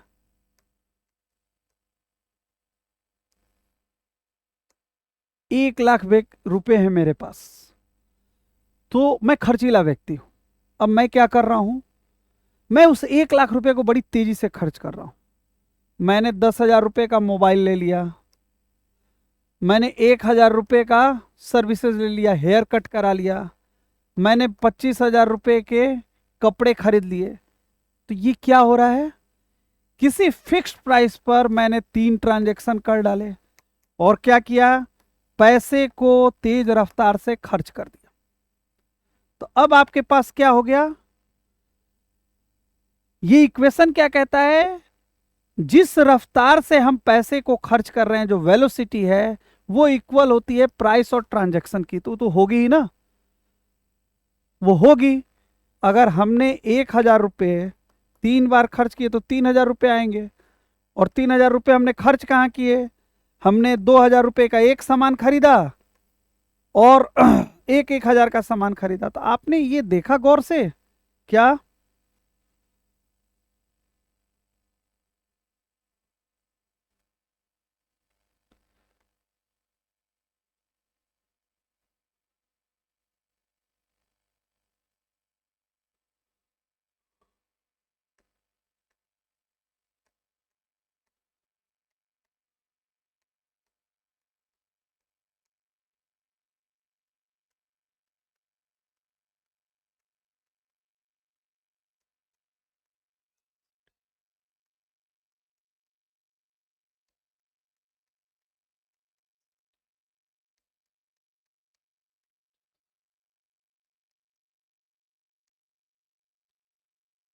इस इस चीज को समझना बहुत बहुत जरूरी है।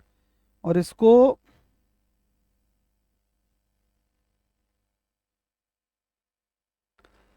बेसिक समझिए। अगर आपके पास 5,000 रुपये हैं, ठीक है, आपने 2,000 रुपये की दो चीज खरीदी और 1,000 रुपये का एक चीज खरीदा। ये इक्वेशन क्या कह रहा है वो चीज समझना। अब क्या है, ये 5,000 रुपये multiple into V is equal to क्या आ गया, 2,000 इंटू टू, दो बार मैंने खरीदा है, प्लस 1,000। वी निकालने का क्या मतलब है, 5,000 डिवाइडेड बाई 5,000। इसका मतलब क्या है, वेलोसिटी क्या है, एक है। कहने का मतलब यह है कि हमने जो कुछ भी खरीदा, एक शॉप पर गए, 5,000 रुपये एक ही जगह देकर चले आए। तो जो हम वेलोसिटी डिटरमाइन कर रहे हैं वो क्या हुआ, मनी का फ्लो एक जगह पर गया। और मनी के फ्लो में एक बड़ी चीज होती है वो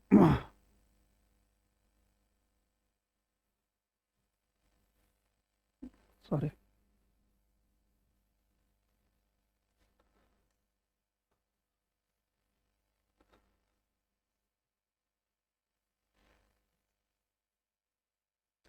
बहुत सिंपल एग्जांपल से मैं आपको बता रहा हूं।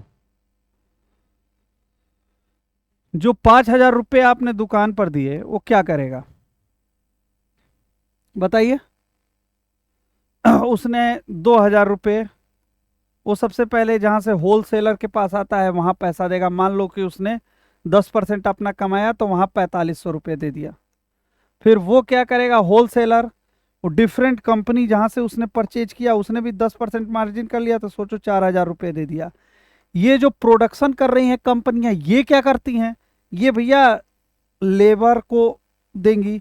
फिर वो लेबर क्या करेंगे, अपनी चीज को खरीदेंगे, खरीदेंगे ना, तो वो फिर मार्केट में पैसा आएगा। तो आपने सर्कुलर इकोनॉमी पढ़ा है ना, उसी चीज को मैं यहां इंडिकेट करने की कोशिश कर रहा हूं। अब आपको यह समझना है, v is the velocity which refers what is the velocity money circulates in the economy। अब मैं आपको एक चीज बता दे रहा हूं, देखो यहीं पर आपके पास 5,000 रुपये हैं। अगर हमने टी को जीरो कर दिया, क्या हो गया, ये सब जीरो हो गया, जीरो हो गया ना। यानी वो पैसा सर्कुलेट ही नहीं किया, आपने घर लिया, वो इकोनॉमी में गया ही नहीं। और अब आप सोचो कि कैसे हम इस चीज को डिफाइन करेंगे, किस तरह से एस्टेब्लिश करेंगे कि प्राइस हाई होने से ट्रांजैक्शंस, यानी हम पैसा कम खर्च करते हैं या ज्यादा खर्च करते हैं, या प्राइस राइज होने पर या पैसा ज्यादा होने पर हम जेब में ज्यादा पैसा रखते हैं या कम पैसा रखते हैं। फिर इसमें सेंट्रल बैंक का क्या रोल है, वो किस तरह से मनी फ्लो को मैनेज करता है, ये चीज समझने की बारी है हमारी और आपकी। और ये चीज अगर हम समझ गए तो आप समझ लो कि 50% चीजें जो है हमारे हाथ में वापस आ जाएंगी। तो हम फिर वही इक्वेशन पर आते हैं। अच्छा, सॉरी, फिर एक बार सेलेक्ट करना पड़ेगा।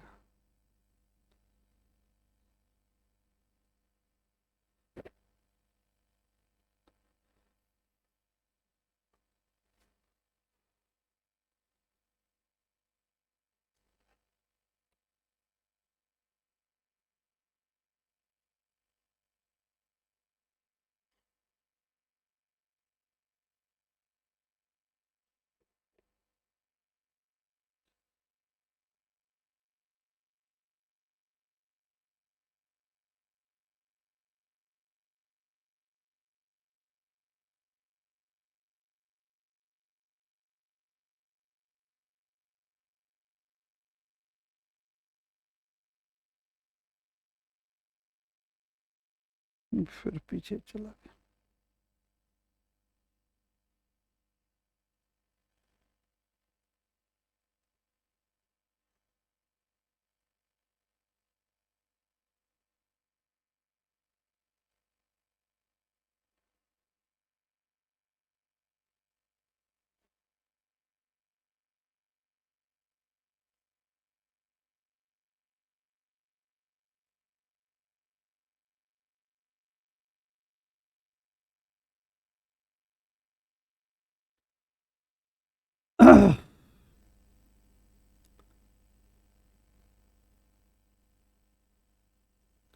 पैसा, वेलोसिटी, प्राइस और नंबर ऑफ ट्रांजैक्शन, इसमें किसी को कोई डाउट नहीं है। अब देखो, ट्रांजैक्शन वेलोसिटी ऑफ मनी को समझने की जरूरत है। अगर इसको आप समझ जाओगे तो चीज समझ जाओगे।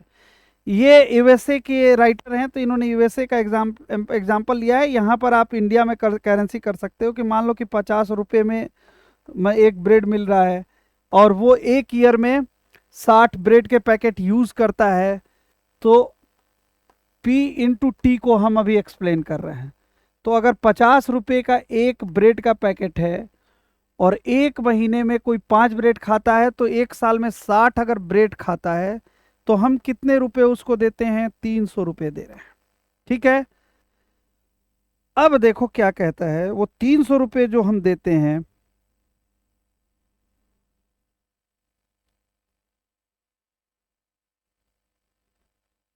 कितने टाइम ट्रांजैक्शन कर रहे हैं? V।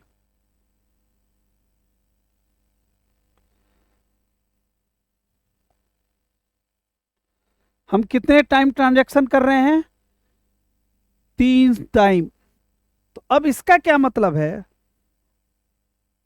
आपको ये मैंने बता दिया कि ट्रांजैक्शंस 3 टाइम कर रहे हैं, एक टाइम का भी दिखा दिया। तो इससे एक चीज निकल के आई कि मनी, वेलोसिटी, प्राइस और आउटपुट। अब देखो, सर्कुलर इकोनॉमी में जाना पड़ेगा आपको फिर से।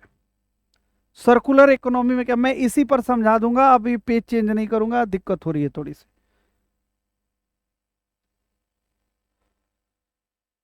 हमारे पास इक्वेशन क्या था? मनी था, वेलोसिटी था, प्राइस था और ट्रांजैक्शंस था। ट्रांजैक्शंस क्या है?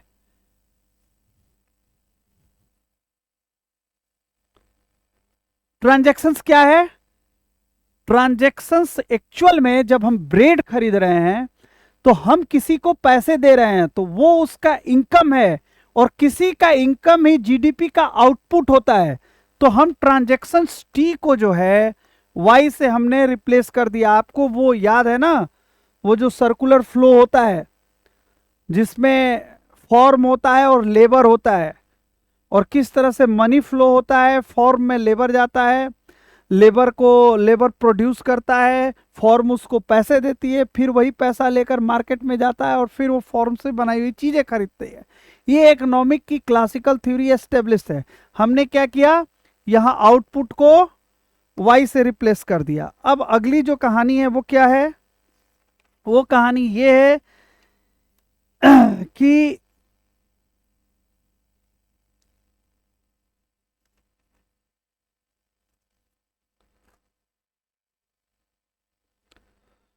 जो ये आउटपुट को हमने वाई से रिप्लेस किया है, तो आउटपुट क्या है? वो प्राइस के साथ जुड़कर किस चीज को इंडिकेट करता है? ये नॉमिनल जीडीपी है। नॉमिनल जीडीपी जानते हैं ना आप क्या होता है? रियल जीडीपी और नॉमिनल जीडीपी जानते हैं या नहीं जानते हैं? जो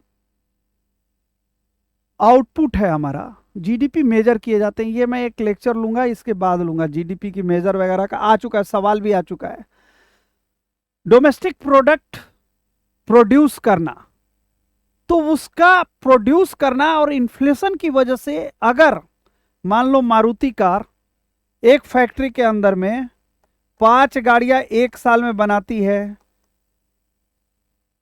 या 5 साल में 100 गाड़ियां बनाती है, या एक साल में 100 गाड़ियां बनाती है, और उसकी कॉस्ट 5,000 रुपये है, तो क्या हो गया? आउटपुट हमारा कितना है? 100 गाड़ियों का है।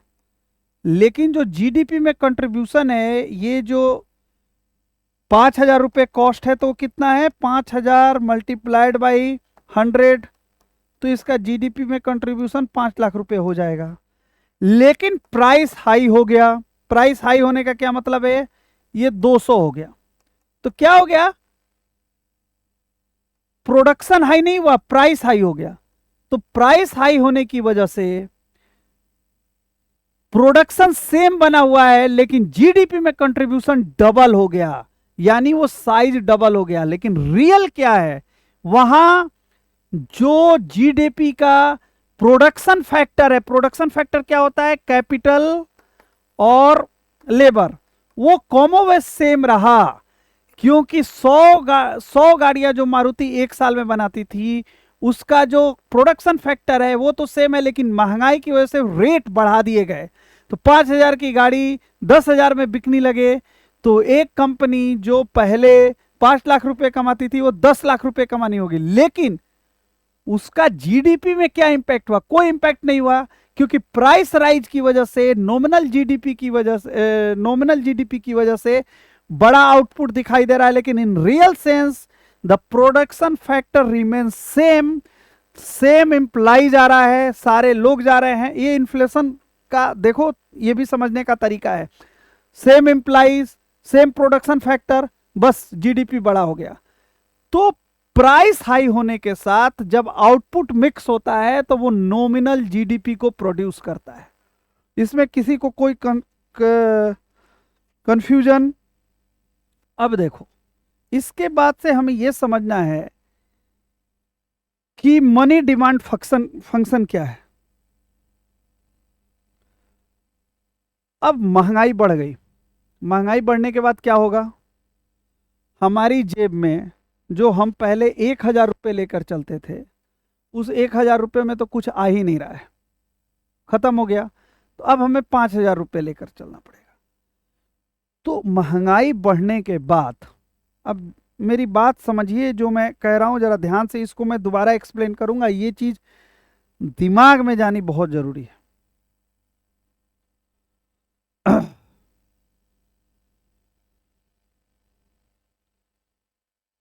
आपके पास 1 लाख रुपए हैं,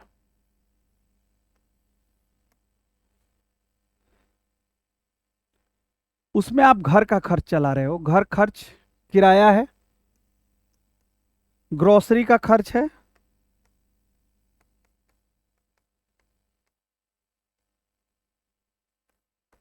स्कूल है बच्चों का,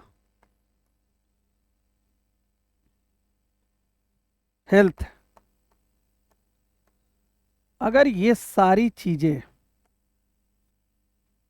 0.5% बढ़ जाए तो ये 1 लाख रुपए में आप मैनेज नहीं कर पाओगे, यानी आपको 1.5 लाख रुपए चाहिए।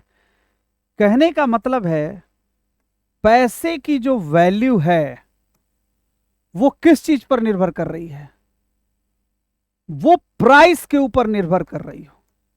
अगर प्राइस बढ़ गया तो आपकी जेब में 1 लाख रुपए हैं, उसकी वैल्यू घट गई, और प्राइस घट गया तो 1 लाख रुपए की वैल्यू बढ़ गई। यानी the real money balance is money by P, यही प्राइस हुआ ना। अब आप समझना, एम बाई पी पर हम आ गए, ठीक है। अब ये एम बाई पी से हमको क्या मिलेगा,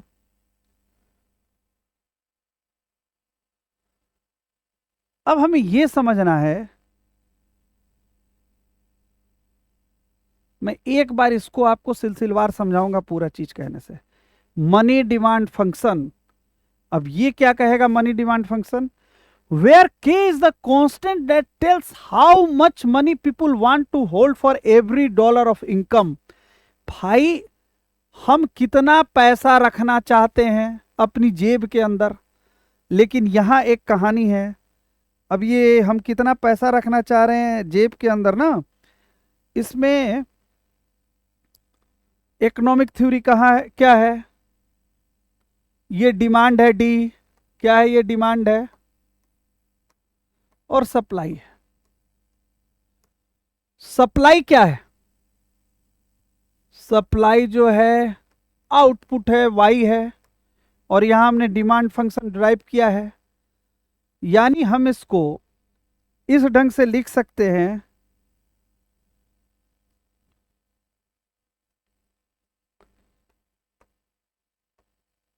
M by P is equal to K into Y. Demand stable है क्योंकि सप्लाई बना हुआ है, ये ध्यान रखना, ये एजम्पशन है।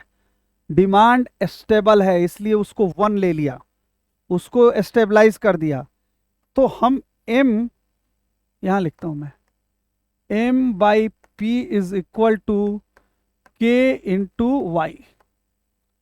तो m into 1/k is equal to p into Y था, आ गया ना। और हमारे पास पहले से क्या इक्वेशन है, m cross v is equal to p cross t, फिर क्या हो गया, ये p क्रॉस y हो गया। अब हमारे पास यहां पर क्या इक्वेशन आ रही है, m cross 1/k is equal to p cross y। 1/k क्या है, v है। It means v is equal to 1/k। k क्या है, आपको पता है k क्या है,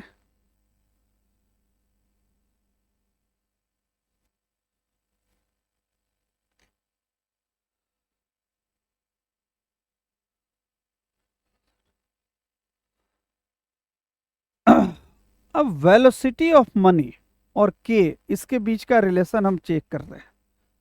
v is equal to 1/k।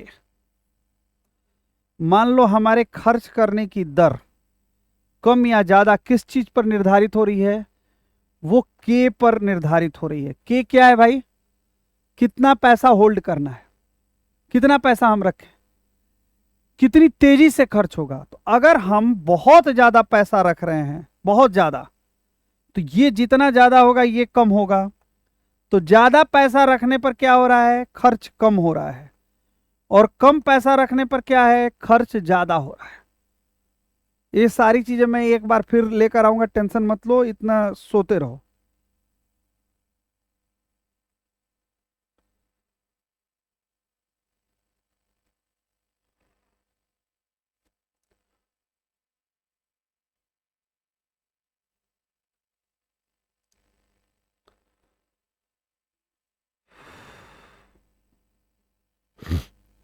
ये जानबूझ कर लेकर आया हमारे हमारे पास पैसा है और उस पैसे की वेलोसिटी है, रफ्तार है खर्च करने की, प्राइस है और ट्रांजैक्शंस है। ये सिंपल रट लो, m cross v is equal to p cross t। यही क्वांटिटी थ्योरी कही जाती है इकोनॉमिक्स की, जहां m पैसा है, v वेलोसिटी है, पैसा खर्चने की दर है, p प्राइस है और t ट्रांजैक्शन है। किसी भी इकोनॉमी में ट्रांजैक्शन क्या होता है, ट्रांजैक्शन का मतलब ये होता है कि हम दुकान पर जाएं, सर्विस और गुड्स के बदले पैसा दें, और जब हम ट्रांजैक्शन करते हैं तो हमारा एक्सपेंडिचर दूसरे का इनकम होता है। इकोनॉमी में जीडीपी कॉन्सेप्ट में भी जीडीपी जो प्रोड्यूस होता है वही उस देश की इकोनॉमी का इनकम होता है, ठीक है। तो transaction is nothing but the output of the GDP, और आउटपुट क्या है, वाई है।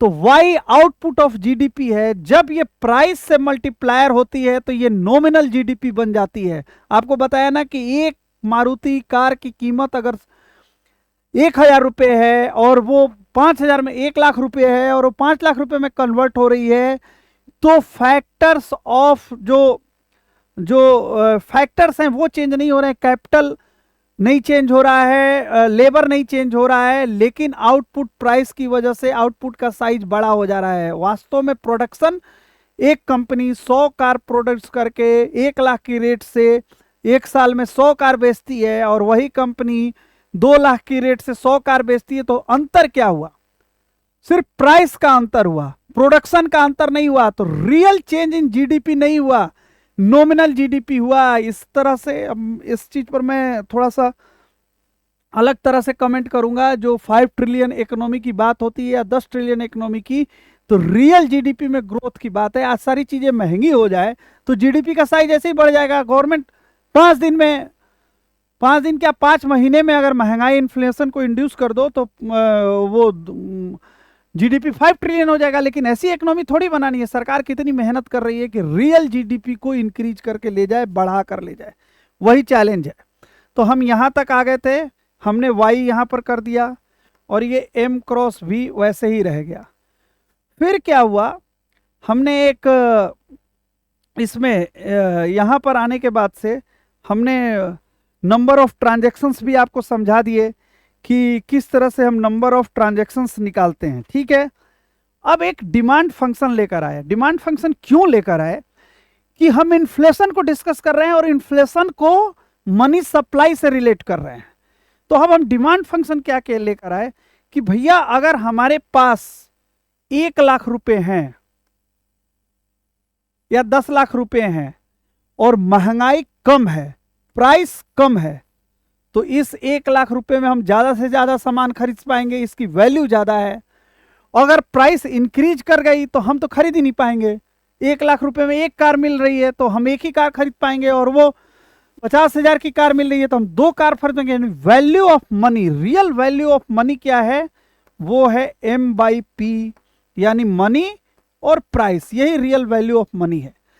इससे क्या होता है, मान लो रियल वैल्यू ऑफ मनी है तो हम अपनी जेब में कितना पैसा रखें, डिमांड, मार्केट में सप्लाई पैसे की कितनी हो, डिमांड फंक्शन क्या है, तो उसको जब हम ड्राइव करके लेकर आते हैं तो हमने क्या किया, M/P के ऊपर एक डिमांड फंक्शन लगा दिया और उसके अगेंस्ट में एक कांस्टेंट लेकर आए और y लेकर आए। y is the output. ठीक है, अब क्या कहानी है, हमने डिमांड फंक्शन को कांस्टेंट कर दिया। क्यों? क्योंकि यहां y सप्लाई है, ये आउटपुट है, तो सप्लाई और डिमांड दोनों बने हुए हैं। इससे क्या, इक्वेशन को जब हम रीराइट करेंगे तो ये इक्वेशन आ जाएगा m cross 1/k is equal to p into Y, और ये क्या है 1/k, this is v, velocity यहां पर बनाया ही हुआ है। वेलोसिटी क्या है, किसी इकोनॉमी में किस रफ्तार से पैसा एक हाथ से दूसरे हाथ तक, कितने ट्रांजैक्शन कितनी तेजी से मूव कर रहा है। जैसे मैंने आपको बताया ना, दुकान पर गए 5,000 रुपए का सामान खरीदे, उसने होलसेलर को दिया, होलसेलर ने जहां से कंपनी वाले को उठाता उसने दिया, उसने लेबर को दिया, दिस इज कॉल्ड वेलोसिटी। अब देखो 1/k, अब इससे 1/k को जब हम डिफाइन कर रहे हैं ना, तो 1/k से एक चीज निकल कर आ रही है, वो क्या निकल कर आ रही है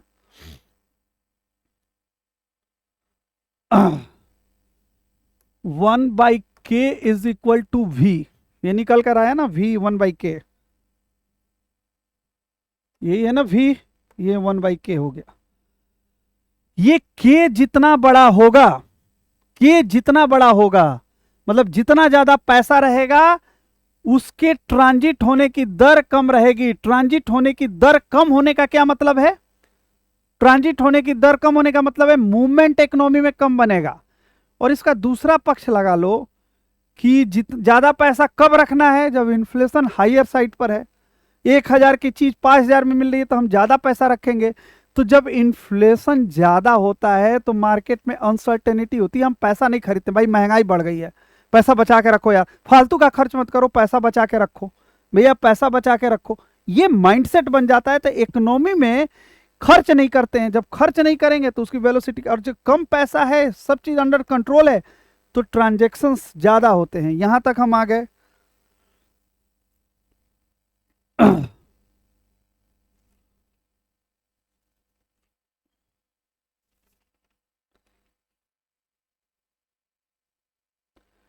अब देखो, अब थोड़ा सा इसको एक बार और सिलसिलेवार ढंग से लेकर आते हैं।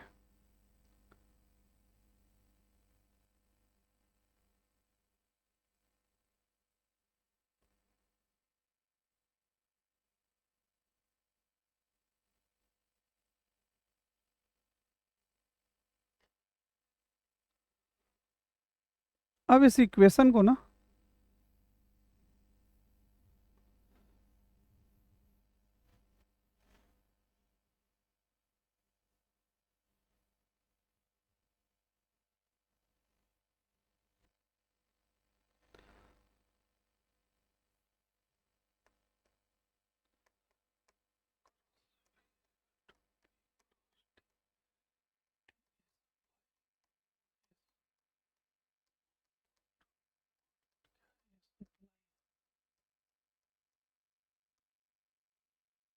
ठीक है।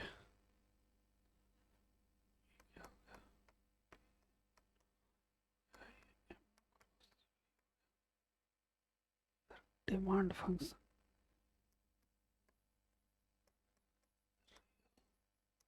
मनी क्या है, एक डिमांड फंक्शन ड्राइव किया,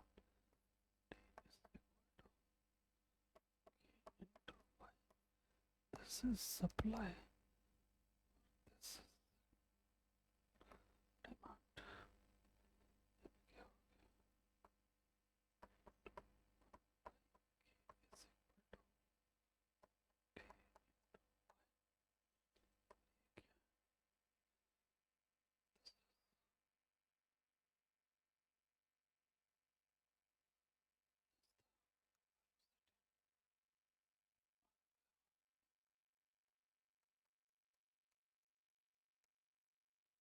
यहां तक हमने आपको समझा दिया, कोई दिक्कत नहीं आनी चाहिए। अब एक एजम्पशंस लेके चलते हैं कि ये जो वेलोसिटी है ना, ये कांस्टेंट है। आपको मैंने दिखाया ना कि वेलोसिटी कैसे कांस्टेंट हो रही है डिमांड फंक्शन से, कि ज़्यादा हो रहा है तो कांस्टेंट हो जा रही है वेलोसिटी। अब जब वेलोसिटी कांस्टेंट है तो इस इक्वेशन को हमको रीराइट करना पड़ेगा। Money, velocity, transaction, transaction is nothing but output the economy, economy, output of the economy is Y. When Y is associated with price, it's a nominal GDP, and what will happen? We will real money क्या है? Money और price real money है। तो अब demand functions D, अगर ये demand supply है तो डिमांड है, दोनों कांस्टेंट है, तो m cross v is equal to velocity is constant. तो अब इस इक्वेशन को अब हम रीराइट कर रहे हैं। कैसे रीराइट कर रहे हैं उस चीज को अभी आप देखिए।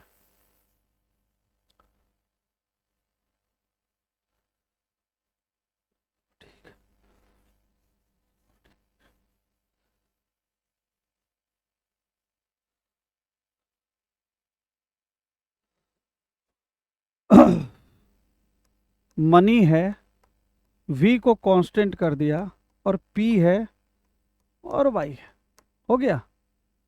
मनी है, वेलोसिटी कांस्टेंट है, y है और ये।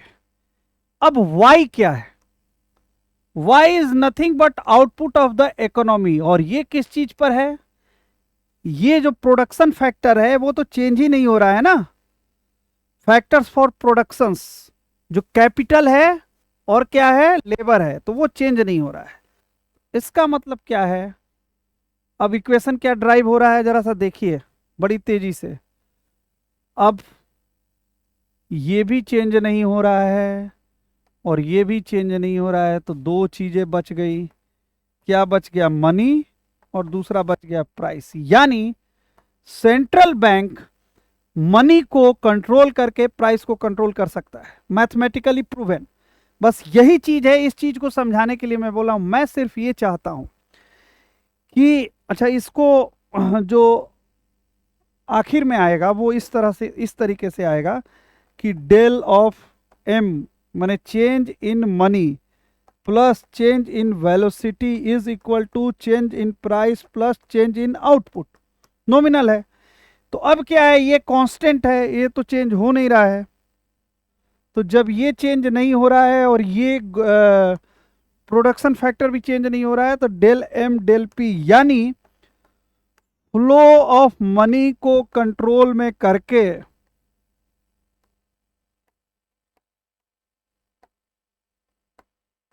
प्राइस को कंट्रोल में किया जा सकता है। ये रेट कट के थ्रू होता है। अब इसमें जो टेक अवे है वो लिख लीजिए।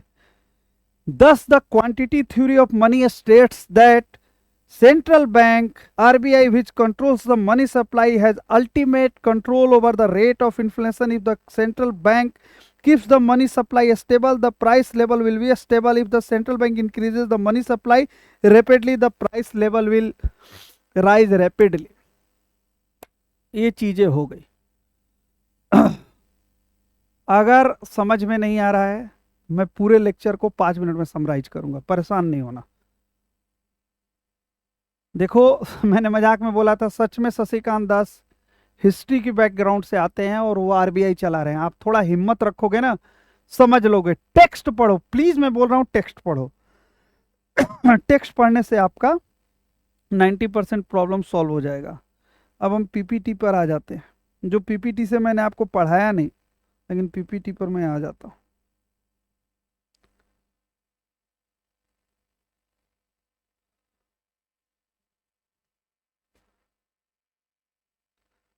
देखो एक थ्योरी है, उस थ्योरी में जो केंजियन है, इनके बारे में मैंने आपको बताया था।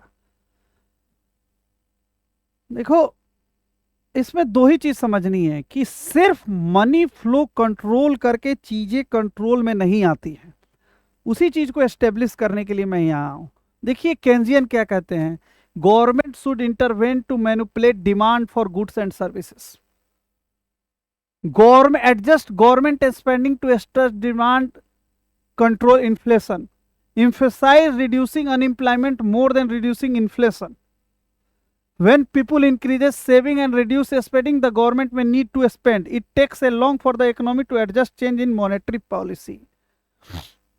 वो कहते हैं कि मनी के फ्लो के थ्रू जिन चीजों को हम कंट्रोल करना चाहते हैं, इसका एग्जांपल भी मैं दे रहा हूं, उसको उसमें वक्त लगता है, और वो वक्त जो है समय लेता है। तो केवल सेंट्रल बैंक, मैंने आपको बजट का वो जो दिखाया था ना, उसमें बोला ना आरबीआई के गवर्नर ने क्या बोला, सेंट्रल बैंक और गवर्नमेंट पॉलिसीज। और गवर्नमेंट पॉलिसीज क्या है, पहला क्या कह रहे हैं, demands and good and services manipulate.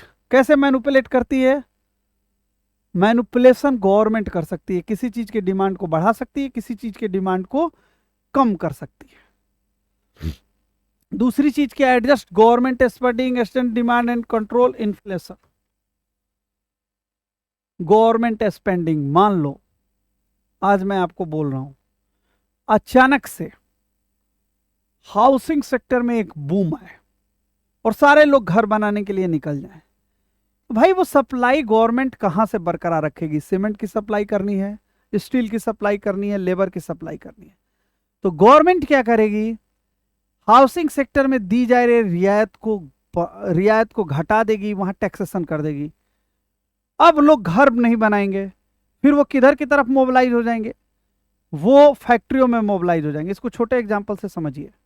मान लीजिए कि कार बनाने की फैक्ट्रियां हैं, और कार बनाने की फैक्ट्रियों में ना कोई लेबर ही अवेलेबल नहीं है या कोई परचेज नहीं कर रहा है, और घर बनाने के लिए गवर्नमेंट ने इतना ढीला दे दिया इंफ्रास्ट्रक्चर में बिल्डअप बनाने के लिए कि भैया सब लोग घर ही बना रहे हैं, और वहां सीमेंट स्टील इन सब चीजों की सप्लाई ब्लॉक में है। तो गवर्नमेंट क्या करेगी, जिस पॉलिसी के तहत उसने घर बनाना बढ़ाया, उसी पॉलिसी के तहत वहां वो प्राइस को हाई कर सकती है, उस पर टैक्सेशन लगा सकती है बहुत सारे तरीके से, और डिमांड और सप्लाई को कंट्रोल कर सकती है। और यहाँ कार के ऊपर वो छूट दे सकती है कि इलेक्ट्रिक व्हीकल है या इस तरह के फेज के व्हीकल्स हैं, उस पर इतना टैक्सेशन नहीं रहेगा, ये नहीं रहेगा, बैंक लोन सस्ते कर सकती है, तो लोग इधर की तरफ बढ़ जाएंगे। फिर अनएम्प्लॉयमेंट को खत्म करने के लिए क्या कर सकती है, वो कहते हैं कि इसके पीछे मत पड़ो, इन्फ्लेशन के पीछे मत पड़ो, आप क्या करो, किस चीज पर फोकस करो, गवर्नमेंट में नीड। अब बताओ कोविड के टाइम में आपने देखा सेंट्रल विस्टा प्रोजेक्ट बनाया गया, इस तरह के प्रोजेक्ट को भी पॉलिटिकली लोग डिफेंड नहीं कर पाते हैं। भाई वो गवर्नमेंट एक्सपेंडिचर है, रेल का 2 लाख 2.25 लाख करोड़ रुपए बजट में दिया गया कि रेल का इंफ्रास्ट्रक्चर बढ़ाया जाएगा, सड़कें बनाई जा रही, इस एक्सपेंडिचर से रोजगार सृजित होते हैं। और उनका ये कहना है कि सिर्फ मॉनेटरी पॉलिसी से कंट्रोल नहीं होता है। बाकी लोग जो हैं इनकी तरह नहीं है, वो ये सोचते हैं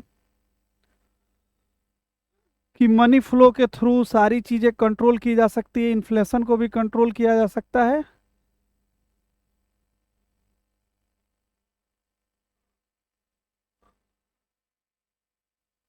मनी सर्कुलेशन को रेगुलेट करना है, ये सारी चीजें मैं बता चुका हूं। ये सप्लाई इंक्रीज डिक्रीज करना, वेजेस को हाई अप करना, ये सारी चीजें। देखो अब ये नोट्स अवेलेबल हैं मेरे पास, जिनको नोट्स चाहिए वो मेरे को मेल करें, और फाइनल टेक अवे मैंने आपको बता दिया है। अब मैं आपसे दो चीजें कहना चाहता हूं। आज का लेक्चर इन्फ्लेशन पर था, उसके कॉजेज पर था। 2 तरह के कॉज हमने बताए। पहला एक रीजन है जो मैंने बताया इकोनॉमिक सर्वे का, जो बजट में पैसे का, जैसे फूड्स का इन्फ्लेशन होना, तो वो किस चीज़ से मैंने बताया कि बारिश हो गई, क्लाइमेट चेंज हो गया, नेचुरल डिजास्टर हो गया, रशिया यूक्रेन वार की वजह से एनर्जी प्राइसेस बढ़ गई है। दूसरी चीज जिस पर ज्यादा मॉनेटरी पॉलिसी पर, वो मैंने बताया कि मनी के फ्लो को किस तरह से कंट्रोल किया जाता है। देखो, ये जो दूसरी चीज मैंने बताई, इस चीज को आपको समझना चाहिए, और उसको मैं सिलसिलेवार कर दे रहा हूं, और उसके बाद से ये लेक्चर खत्म होगा।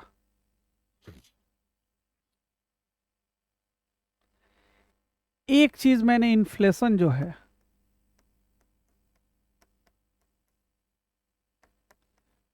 जो इकोनॉमिक सर्वे था, जो बजट है, उसके थ्रू, बजट का एक हिस्सा है, उसके थ्रू एक्सप्लेन करने की कोशिश की। उसमें क्या एक्सप्लेनेशन हुआ कि इंडिया इज डूइंग वेल। किससे? इमर्जिंग इकोनॉमीज और एडवांस इकोनॉमीज। जो इमर्जिंग इकोनॉमीज है और एडवांस इकोनॉमीज की, मैंने आपको ग्राफ बनाने को बताया कि ग्राफ बनाओ, ये 4% आ गया है तो ऐसे घट के आ गया है, यूएसए का यहाँ तक पहुँचा है, और इमर्जिंग इकोनॉमीज का यहाँ तक मान लो पहुँचा है, तो ये ग्राफ जरूर बनाना है। वो हमने बताया, हम कैसे बेहतर कर रहे हैं इमर्जिंग इकोनॉमी, एडवांस इकोनॉमी, वो चीज़ें मैंने बताई। उसके बाद मैंने क्या बताया? उसके बाद मैंने आपको बताया कि भाई साहब, इंडिया के फैक्टर्स हैं, तो किस किस चीज़ को बताया उन्होंने? रेंट को हमने एनालाइज किया, हमने क्लॉथ्स को एनालाइज किया, हमने सर्विसेज को एनालाइज किया, हमने वेजिटेबल्स को एनालाइज किया, हमने कॉटन को एनालाइज किया जिससे कपड़े महंगे हो गए, हमने पल्सेस को एनालाइज किया। ये सारी चीज़ें एनालाइज की और बताई कि इसकी वजह से इन्फ्लेशन है, और उसके साथ गवर्नमेंट इस इन्फ्लेशन को कंट्रोल करने की कोशिश कर रही है। इसमें एनर्जी एनर्जी और गैस भी है, किस तरह गैस पर सब्सिडी दे रही है, किस तरह पेट्रोलों पर सब्सिडी दे रही है, किस तरह पल्स को इंपोर्ट कर रही है, तो कितनी बेहतर ढंग से हम मैनेज कर रहे हैं इकोनॉमी को, वो पूरा मैंने बताया। दूसरा, सेंट्रल बैंक की थ्योरी को बताया कि पैसा है, मनी है, तो वो घूमता है। किस आधार पर घूमता है? जो उसकी प्राइस होती है, और जितनी बार हम सामान खरीदते हैं, फिर सामान जो खरीदना वो क्या है? जीडीपी का आउटपुट है। जीडीपी का आउटपुट जब प्राइस से लेवल्ड हो जाता है तो वो क्या हो जाता है? नॉमिनल जीडीपी हो जाती है। तो नॉमिनल जीडीपी माने नहीं रखती है, क्यों? क्योंकि वो रियल जीडीपी में उसका कोई कंट्रीब्यूशन नहीं होता है, तो एम क्रॉस भी है। अब क्या है, हमारे पास प्राइस हाइक हो गई है, तो रियल डिमांड फंक्शन क्या है? एम बाई पी जो है वो क्या है? डिमांड फंक्शन के साथ जुड़ के आता है, और के इंटू 1/k/y हो जाता है। तो यहाँ पर हमें क्या समझ में आता है कि रियल परचेजिंग पावर प्राइस के साथ, अगर हमारे पास 1 लाख रुपए हैं और प्राइस हाई हो गया तो हमारी परचेजिंग पावर लो हो गई, और यही प्राइस लो हो गया तो हमारी परचेजिंग पावर हाई हो गई। तो कितना पैसा रखें? डिमांड फंक्शन, तो डिमांड फंक्शन, डिमांड और सप्लाई, वाई क्या है? आउटपुट ऑफ द इकोनॉमी है। आउटपुट ऑफ द इकोनॉमी क्या होता है? सप्लाई होता है। डिमांड फंक्शन क्या है? वो 1 हो गया। क्यों? क्योंकि देयर इज ए सप्लाई। तो जब सप्लाई है तो 1, फिर ये इक्वेशन क्या आ जाता है? M cross 1/d is equal to P into Y हो जाता है। ये क्या है? वी है, वेलोसिटी है। वेलोसिटी क्या है? मार्केट में पैसा किस रफ्तार से सर्कुलेट हो रहा है। तो जब प्राइस हाई है तो हम ज़्यादा पैसा रखते हैं, तो सर्कुलेट मार्केट में नहीं होता है। और आजकल तो यूपीआई वगैरह का ज़माना है, तो पैसा कोई ज़्यादा रख नहीं रहा है। तो इनफैक्ट क्या हो रहा है, पैसा कोई कितना भी रखे, वेलोसिटी जो है कांस्टेंट रह रही है। तो जब वेलोसिटी कांस्टेंट रह रही है तो ये क्या हो जा रहा है? एम कांस्टेंट वेलोसिटी, और क्या हो जा रहा है? प्राइस और इनटू आउटपुट। फिर हम क्या देखते हैं? आउटपुट तो फिक्स है क्योंकि फैक्टर्स ऑफ प्रोडक्शन सेम ही है, कैपिटल और वो। तो अब क्या हो जाता है? अब चीजें हो जा रही हैं। आ जाओ भैया, आ जाओ आ जाओ आ जाओ, नहीं है यहाँ है। तो अब चीजें क्या हो जा रही है? डेल ऑफ एम, मतलब change in money supply plus change in velocity is equal to change in price plus change in output. This is fixed, this one is fixed. Only क्या है? मनी सप्लाई चेंज होने से price change drive हो रहा है, establish. This is the role of central bank. Central bank money के flow को कैसे एडजस्ट करता है हमने आपको पहले ही बता दिया। रेट्स कट करने का मतलब सस्ते दरों पर लोन देना, रिवर्स रेपो रेट ये सब आगे मैं बताऊंगा। लेकिन इकोनॉमी को समझिए, और मैंने बहुत सारे टर्म्स बताए, क्या बताए, बहुत सारे क्वेश्चंस बताए, टर्म और क्वेश्चन दोनों बोल रहा हूं। क्वेश्चंस मैंने क्या बोला कि in tough days of global economy Indian economy is doing better, critically examine, वो बता दिया।